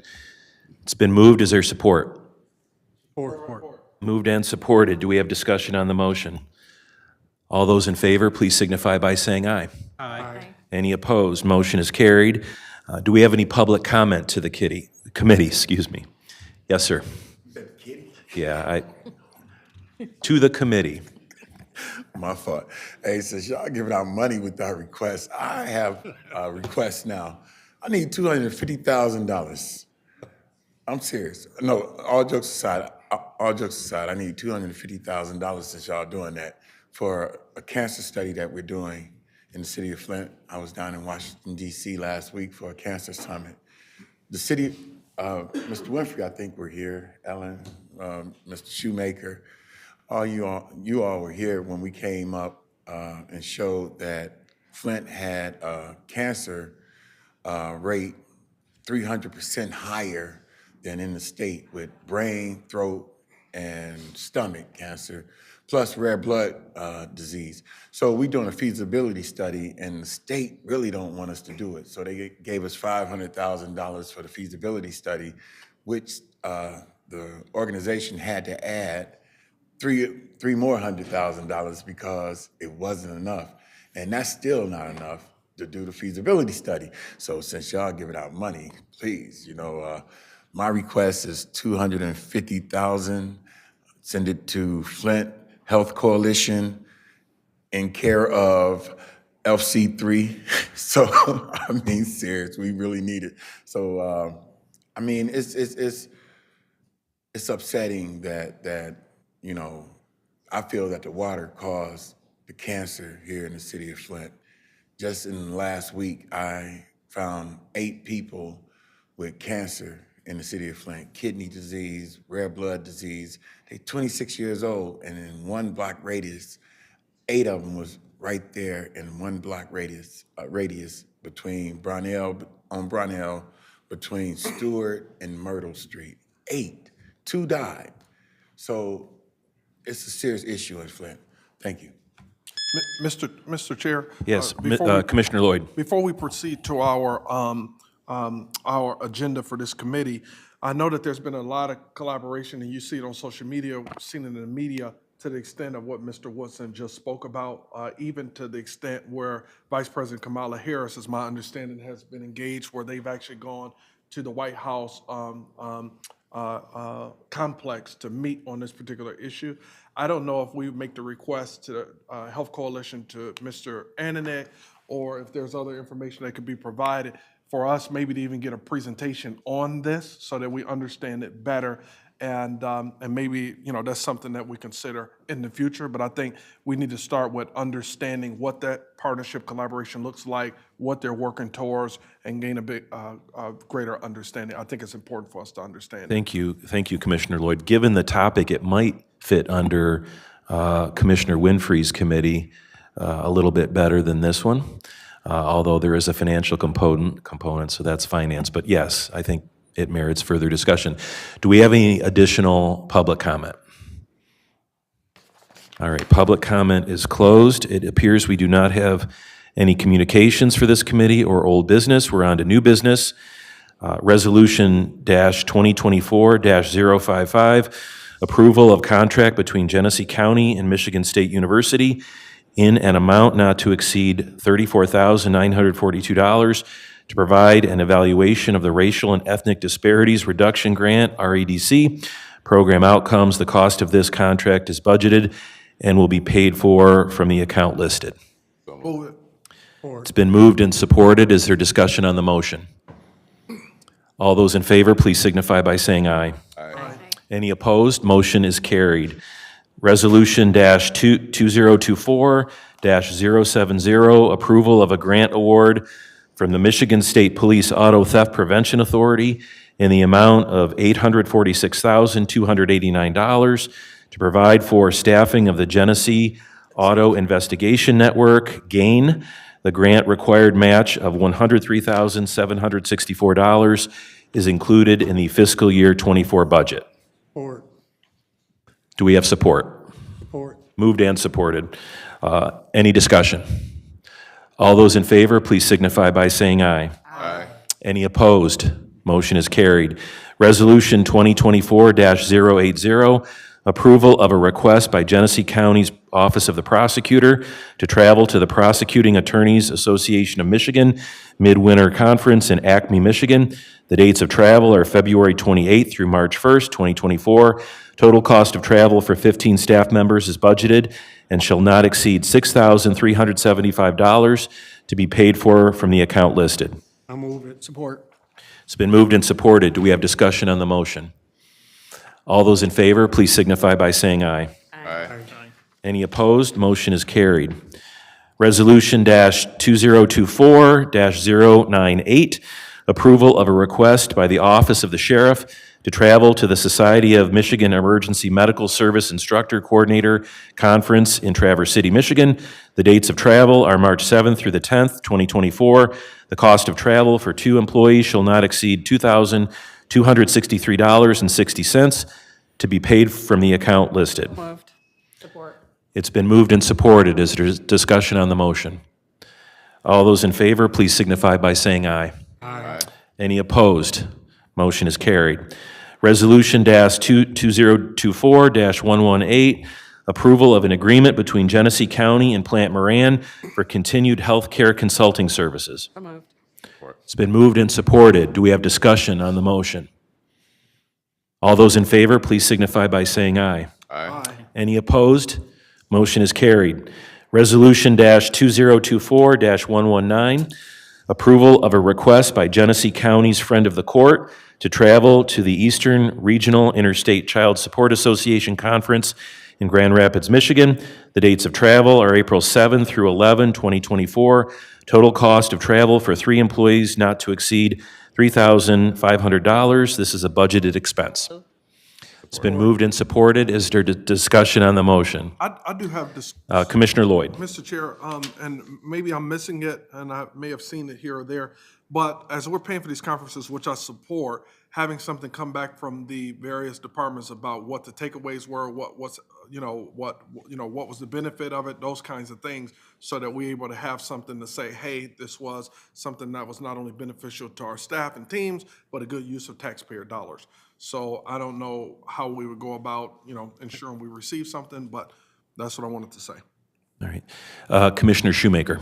I would, Mr. Freeman, they're supposed to be sent to Josh's office, and that has been, Ellen and Marty's first term, we've talked about that, and that's, I think, what, 4 or 5 years, that's been what we've been asking for, and I think most of the departments actually are on it. Thank you. All right, you're welcome. Any additional discussion? All those in favor, please signify by saying aye. Aye. Any opposed? Motion is carried. Resolution dash 2024-125, approval of a grant award from Region 3 Homeland Security Planning in the amount of $25,500 to provide for the purchase of containment booms. The budget for this grant and purchase is attached. It's been moved and supported. Do we have discussion? All those in favor, please signify by saying aye. Aye. Any opposed? Motion is carried. Resolution dash 2024-127, approval of a grant award from Region 3 Homeland Security Planning Board in the amount of $1,999.20 to provide for the purchase of 42 Stop the Bleed kits. The budget for this grant and purchase is attached. Support. It's been moved and supported. Do we have discussion? All those in favor, please signify by saying aye. Aye. Any opposed? Motion is carried. Resolution 2024-135, approval of a contract between Genesee County and A2J Tech PBC to provide for legal kiosks for the Legal Resource Center. This is a grant-funded project. Support. It's been moved and supported. Do we have discussion on the motion? All those in favor, please signify by saying aye. Aye. Any opposed? The motion is carried. Resolution -2024-138, approval of a contract between Genesee County and Carmen Ainsworth Community Schools in the amount of $49,907 to provide for one school resource officer. Revenue from this contract will be deposited into the aforementioned account. So moved. It's been moved and supported. Do we have discussion on the motion? All those in favor, please signify by saying aye. Aye. Any opposed? Motion is carried. Resolution -2024-145, approval of an agreement between Genesee County and New Paths Incorporated in an amount not to exceed $51,537 to provide substance abuse treatment and counseling services. The cost of this agreement will be paid from various grant funds. Move it. Support. There's been a motion and support. Is there discussion? All those in favor, please say aye. Aye. Any opposed? Motion is carried. Lastly, we have Resolution -2024-147, approval of a grant award from the Michigan Supreme Court in the amount of $75,000 for the purpose of converting the courthouse law library to the Genesee County Legal Resource Center. Support. It's been moved and supported. Commissioner Lloyd. What happens to the law library?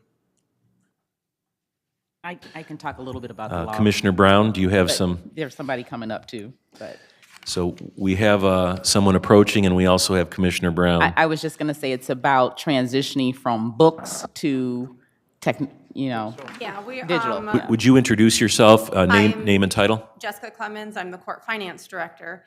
The purpose of the self-help grant, we recently received a $100,000 grant, and now this is the second portion, $75,000, and it's to convert the current law library into a self-help resource center for the community to use. That does, thank you. That Commissioner does Lloyd.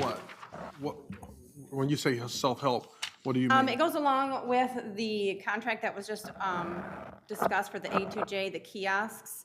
I do know they are creating these kiosks that be put into this self-help to provide resources available for individuals that are pro-per. Okay, thank you. All right. Do we have additional discussion on the motion? We have another individual who's approaching. If you identify yourself and offer a comment if you wish. There, Commissioners. My name is Sam Olson. I'm the Probate Court Administrator. Jessica and myself and Barb Benier and others and the court leadership team, just to more accurately answer the question, Dr. Beverly Brown and some other leaders from the community are on an action committee to develop a legal resource center. It's actually a monumental project for the courts. You obviously, on today's agenda, you've seen a couple items here about kiosks and those types of things, but the current state of the second floor area in the courthouse and the law library is just rows and rows of books and things of that nature, and we have some staffing in there.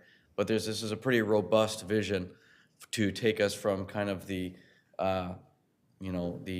more traditional past ways of doing things in the legal field of hardbound books and things of that nature to the more progressive, technological, supportive endeavor to involve the community, principally from a self-help basis. We have an astounding number of unrepresented litigants in Flint and Genesee County.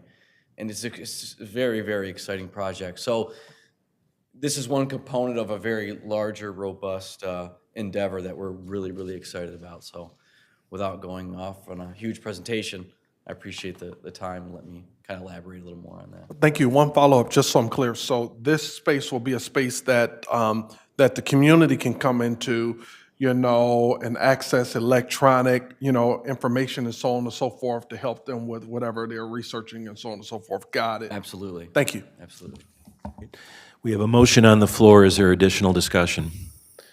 Commissioner Brown. I would just add that there's a paralegal who is also working in that space who will help residents who are not represented to navigate the legal resources necessary in that digital space that we're going to be creating right now. And Barb Benier has been doing a phenomenal job of leading that project for several months now, and we're happy to see that she's received this grant funding to help make this project a reality. Yeah, Mr. Chair. Commissioner Lastly, Lloyd. lastly, this could have very well been a presentation. This is huge. That's the reason why I wanted to pause. And I think that it needs to be, screamed out loud in the community that folks know that this has happened. So kudos to everybody who's partnered as a part of this effort. Thanks. Do we have an additional discussion? I have a question. So I was with Commissioner Lloyd in the jail last week for a long tour, a lengthy tour, robust tour from the sheriff, and we had a conversation with someone who is in the jail and has been there for 15 months or so, has had a couple of preliminary hearings, but has not been convicted of anything, and has been there for some time. And it occurs to me that this resource might be valuable to people like that. Obviously, my sense is they're not going to be able to leave the jail to access physically the space, but I assume their counsel and others, maybe the clerk that Commissioner Brown mentioned, would have access to it on their behalf? Oh, most certainly. As you know, one of the items today was the legal kiosk approval.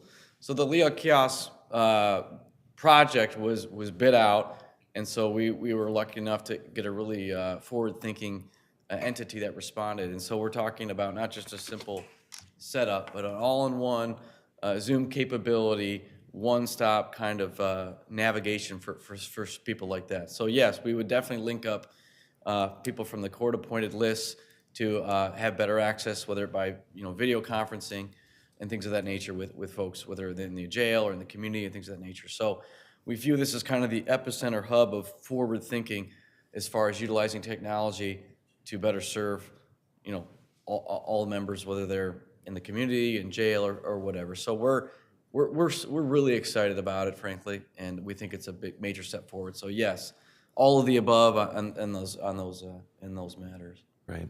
With justice as our goal. Absolutely, justice for all with the underlying goal. All right, thank you. Any other discussion? All those in favor, please signify by saying aye. Aye. Any opposed? Motion is carried. Do we have any other business? All right, the Government Operations Committee is adjourned at 10:48.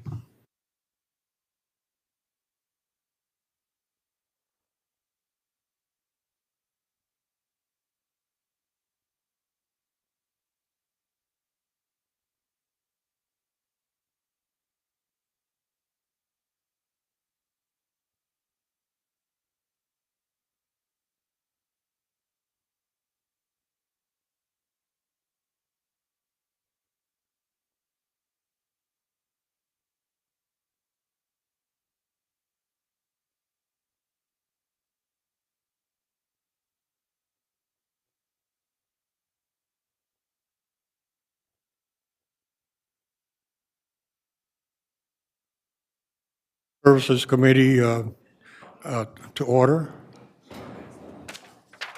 Roll call, please. Present. Here. Here. Here. Here. Present. Here. Here. Here. At this time, the chair will entertain a motion to approve the minutes. So moved. Support. Properly moved and supported. Any discussion? Hearing none, all in favor, aye. Aye. Opposed, nay. Ayes have it, motion carries. Are there any public comments to this committee? Mr. Woodson. You already knew it. All right. So let's talk about GHS. $100 million tax millage. How do you allow Glenn Wilson to purchase Baker School for $4 million, where Mott gave them $4 million, and then GHS turns around and buy it from Glenn Wilson for $7.8 million? Why wouldn't GHS buy Baker School before Glenn Wilson buy? Because it's a Ponzi scheme and they moving money around. That's just like the only black building owner downtown was Mo Pete. and he couldn't get any money. Nobody wouldn't give him money to help fix that building up. But as soon as the ARPA funds came in, everybody wanted that building, so they took the building from OP. Glenn Wilson got the building, and Mott gave Glenn Wilson $3.2 million to start fixing on that building. It's Ponzi schemes going on around here in the city of Flint and Genesee County. GHS would not give St. Mark's any money. That's just like Uptown Redevelopment on that new psych building. Tim Herman, URC owns the property, but GHS is releasing from URC. URC still getting the money. YMCA, URC owns the property. Y'all just giving them money through the YMCA. URC, Tim Herman, they are getting paid here in the city of Flint, and the residents are suffering in Genesee County, really. We have to look where the money is going.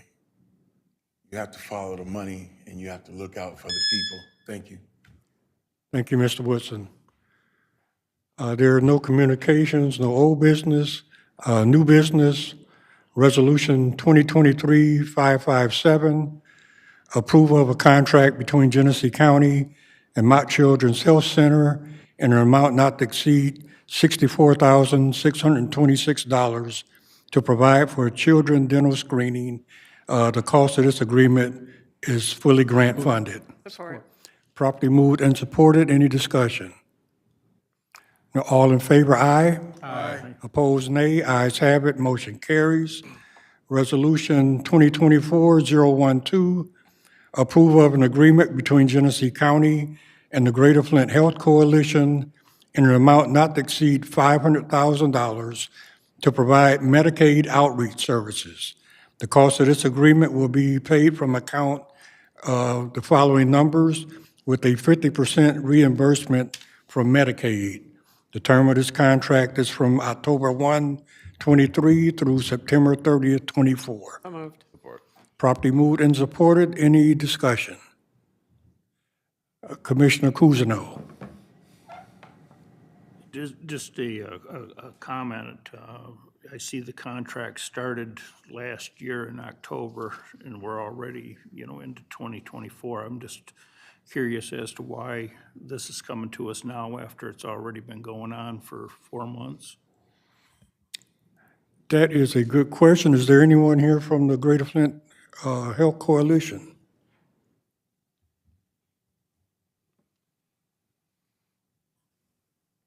Yes, sir. Would you state your name and residence? Yes. Brad Snyder, Quality Licensing and Emergency Response Administrator with the Genesee County Health Department. So this is a longstanding agreement that the Genesee County Health Department has had with the Greater Flint Health Coalition to provide Medicaid outreach services to Genesee County. This is a new contract that was in place, and there were some details that were being fine-tuned in it. So to answer your question, that is why it is being brought to the board now and not at the beginning of the fiscal year. Okay, thank you. It's just I had to ask the question because we've asked that on multiple other things that have happened here that it's been brought to us after we're already into it. And so, thank you. Yep. Commissioner Lloyd. So I just want to say, and maybe this can be a note to Mr. Freeman as well, I don't believe we should be entering into contracts for anything without the contract going through its process, fine-tuned details being worked out, and it being signed or whatever the case may be, us approving it before the contract begins. Because we as a body should have the ability and we should be given that right to refuse a contract if that's our prerogative, without moving forward in an agreement that ties the county's hands to being responsible for services or partnerships or whatever the case may be that has already begun.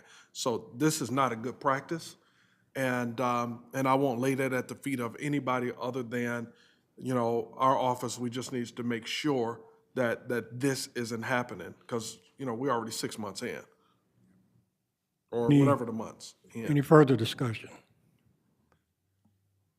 Thank you, sir. Hearing none, all in favor, aye. Aye. Opposed, nay. Ayes have it, motion carries. Resolution 2024-073, approval of a grant award from the Michigan Department of Health and Human Services in the amount of $120,000 to provide for sexual health clinics at Genesee County's Health Department. Move it. Properly moved and supported. Any discussion? Hearing none, all in favor, aye. Aye. Opposed, nay. Ayes have it, motion carries. Resolution 2024-079, approval of a grant award from the Robert Wood Johnson Foundation in the amount of $50,000 to provide for additional staffing. The budget for this grant is attached. So moved. Been properly moved and supported with the question, Commissioner Cousineau. Yeah, just an explanation, please.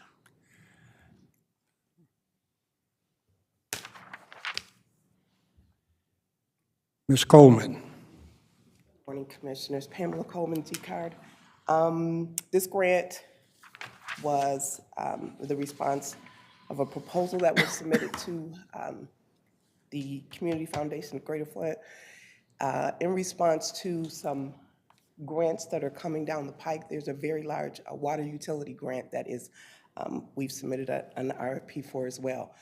And to ensure that we had capacity, we were having difficulty filling clerical assistant positions in our department. Mainly, we believe, due to the fact that while the pay is competitive, people are seeking full-time positions. So when we are able to fill those positions, we often quickly lose staff to other departments in the county because they offer full-time positions. And G-Card being, I'm trying to give you the short version, G-Card being grant funded, a lot of our positions are, or most of our positions are part-time. Well, we saw an opportunity to present this proposal to assist with the anticipated receipt of the water utility fund that's coming. They said they wanted to assist us to securing capacity to manage that grant. And in an effort to do so, they have since agreed to try to fund us for part-time positions. This is the initial award that is to serve as a placeholder. Once the approvals are received for the water utility fund that's forthcoming, then the understanding is to increase that amount, to have someone in place to service and manage that, that grant in a full-time position. Okay, thank you, that explains it. Any further discussion? Yeah, just a clarifying question. You made me think of this when you started speaking. You mentioned the Community Foundation of Greater Flint. I know that they receive funding from Robert Wood Johnson and may even have a fund in that name. Is this grant coming directly from Robert Wood Johnson, or is it through the Community Foundation of Greater Flint? These are dollars from the Robert Wood Johnson grant. It is called the, I'm sorry, it is called the, I'm sorry, probably hope I put my glasses on. I want to give you the exact name. These dollars are coming from.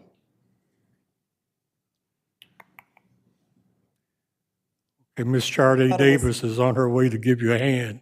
Good. Because I can't, it's the Robert Wood Johnson Foundation Equity Fund for the Community Impact is the name of the go ahead, Charday, is the name of the, I'm sorry, it's the Community Impact Fund that is distributed through the Community Foundation. Okay. Right, exactly. That makes sense. Yes. I appreciate that clarification.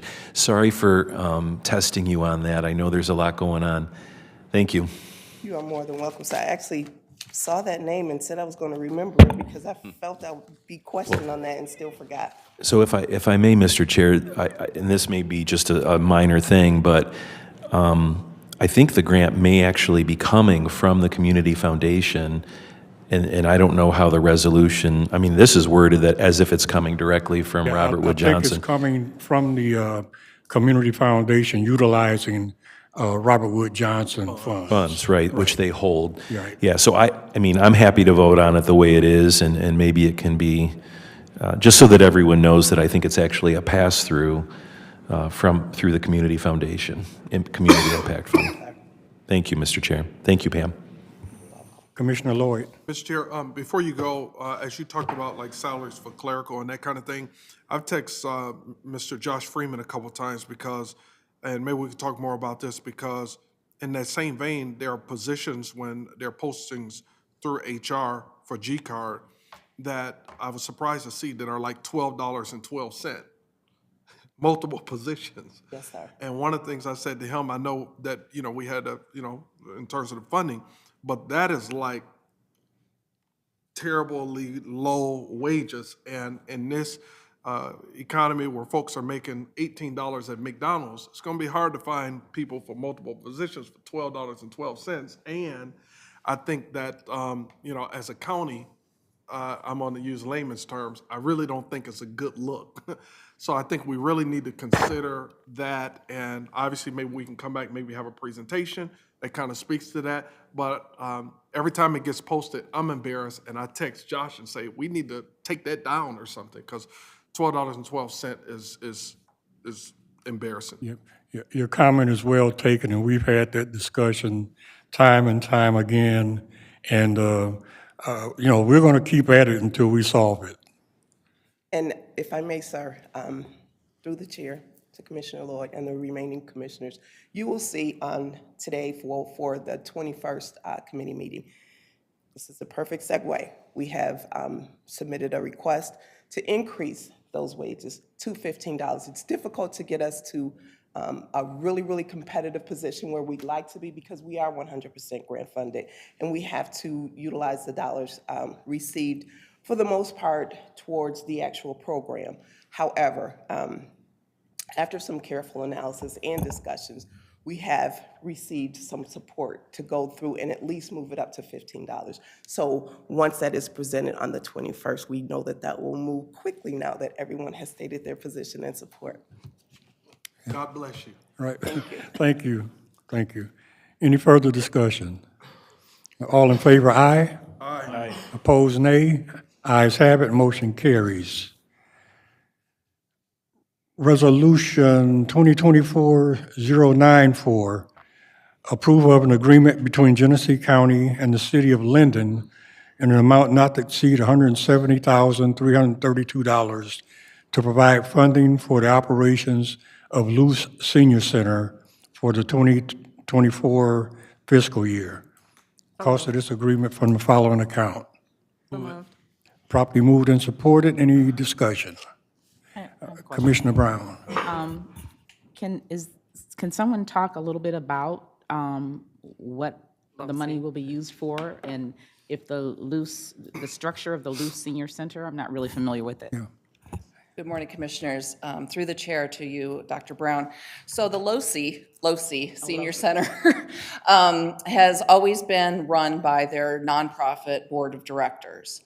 The City of Linden decided to come in and make appropriate changes that the center drastically needed. So they are coming in. The LOCI actual executive board has been disbanded.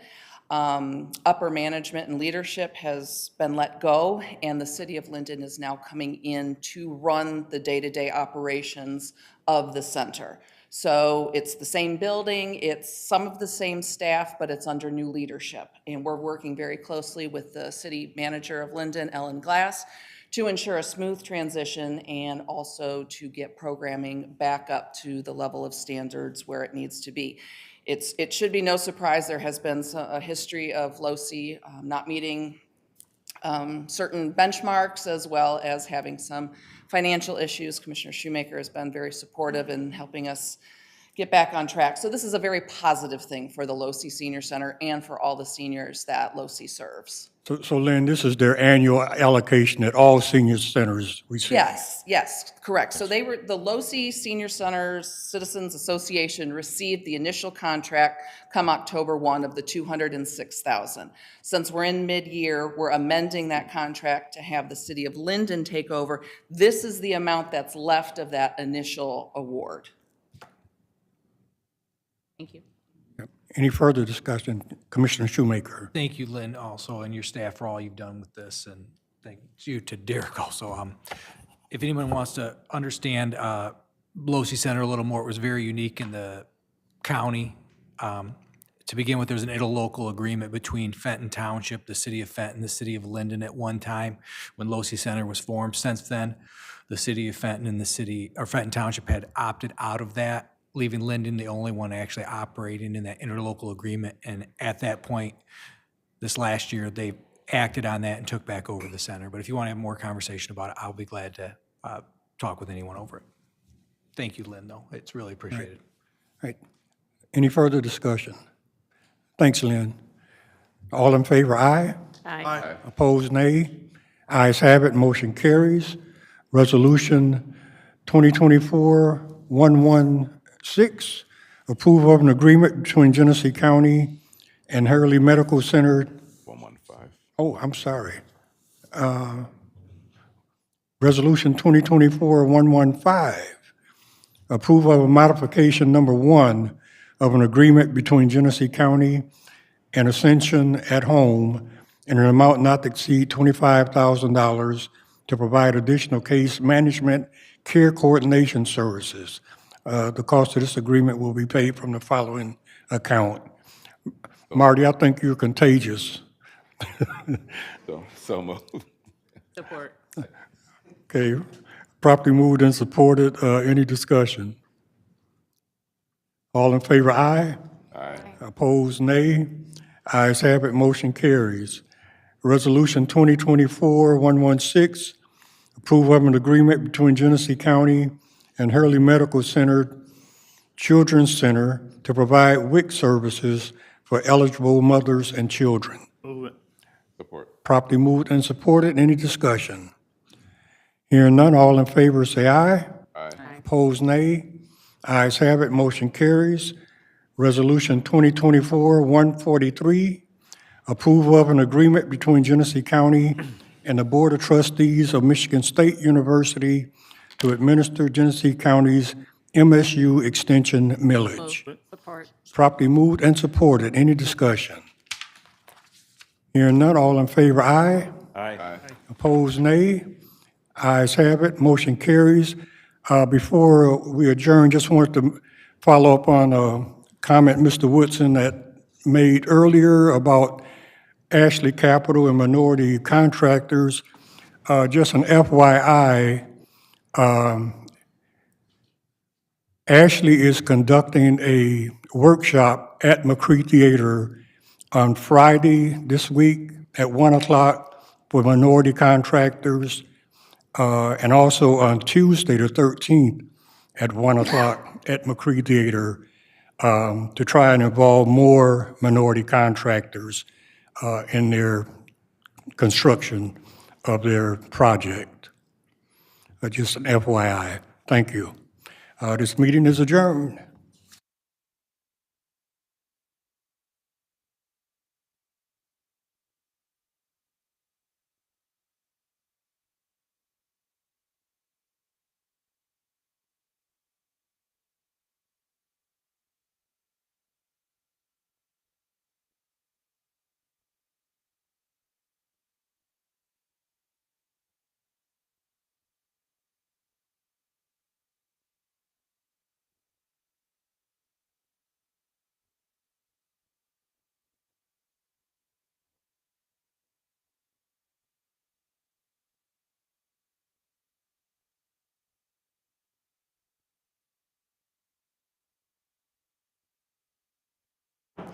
We'll call this meeting to order at 11:10.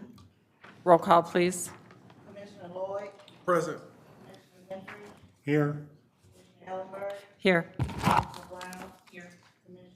Here. Here. Here. Here. Can I have a motion for approval of the minutes for January 17th? So moved. Support. Been moved and supported. Any corrections or additions? All those in favor? Aye. Opposed? Motion carried. At this time, it's time for public comment. Anybody wishing to speak for public comment, please say your name and your city. I'm having a blast today. I get to talk again. I thought it was over with. Let me say this. Integrity, character, morals, principles. All that means a lot to me. Yesterday, I received a phone call from Viola. They was contracted during the water crisis, and they are being sued right now. And the lead attorney's getting ready to get paperwork and documents and memos and emails to expose them and Snyder's administration. They made documents private and privileged that was PR on how to manipulate the people here in the city of Flint. So they called me, their PR firm called me, and they wanted me to talk bad about the lead attorney for the water case. Probably willing to pay me for it. When we start doing backdoor deals and being bought out like that, I don't even like the attorney, but I put Flint and Flint residents before myself. Personal beef and personal grief, whatever, wasn't about me. It wasn't about him. It was about the people in the city of Flint. I could have slurred, I could have did all kinds of stuff and made it into New York Post. But it was about the people in the city of Flint. It's about the people in the county because you have people who moved outside the city of Flint. And it was about people being made whole because of what happened with the water crisis. I say this to say to you, make sure that it's about the people and not about yourself. Operate on integrity and morals. That's it. Thank you. Any other public comments? Seeing none, public comment closed. Any communications, old business, new business, resolution 2024-057, approval of a modification number 1 of a contract between Genesee County and Securita Security Service USA in the amount not to exceed $22,000 to provide additional services during holiday events at Genesee County Historic Crossroad Village. The cost of this amount will come from the account following. Move it. Support. Been moved and supported. Any discussion? Seeing none, all those in favor?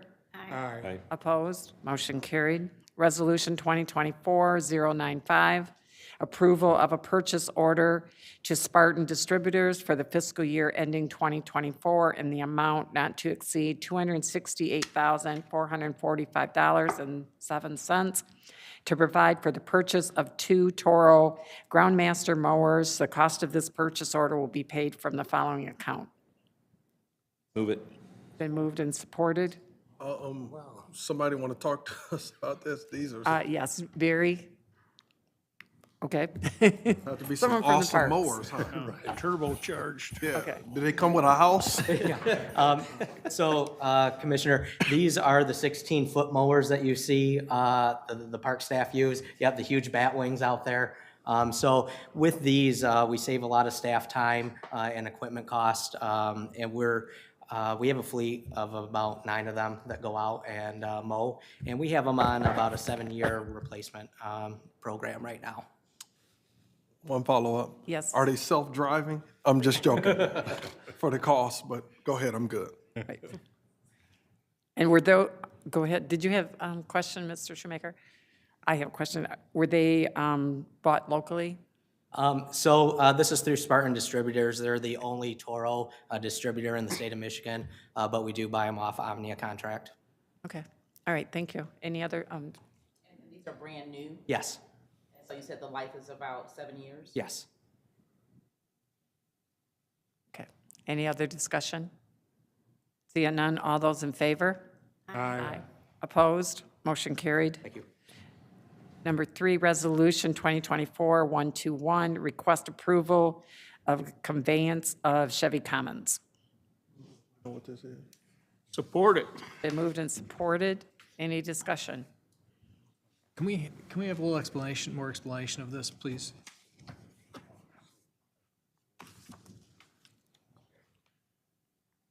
I didn't want to put this one on Patrick.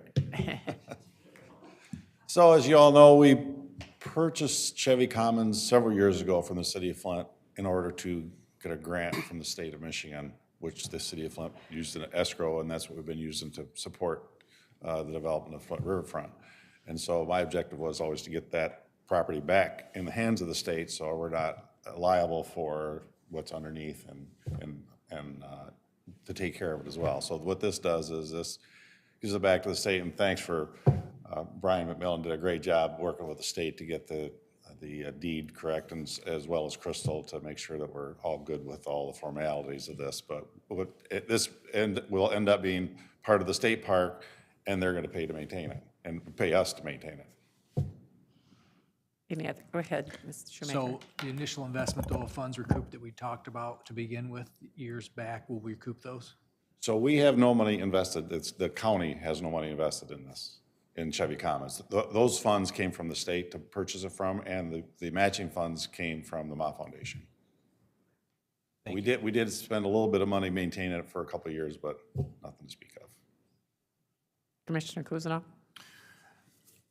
Yeah, this started a number of years ago, and the whole project from the get-go was to eventually let the state take it over. And it was a very complicated deal, and back when I asked a lot of questions about it, I was concerned about us not being responsible for what's under the ground.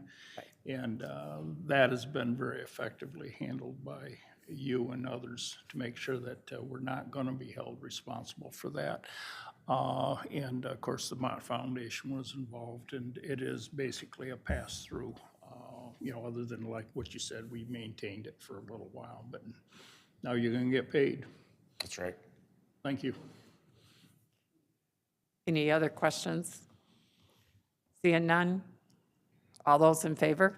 Aye. Opposed? Motion carried. Seeing no other business, this meeting is adjourned at 11:17.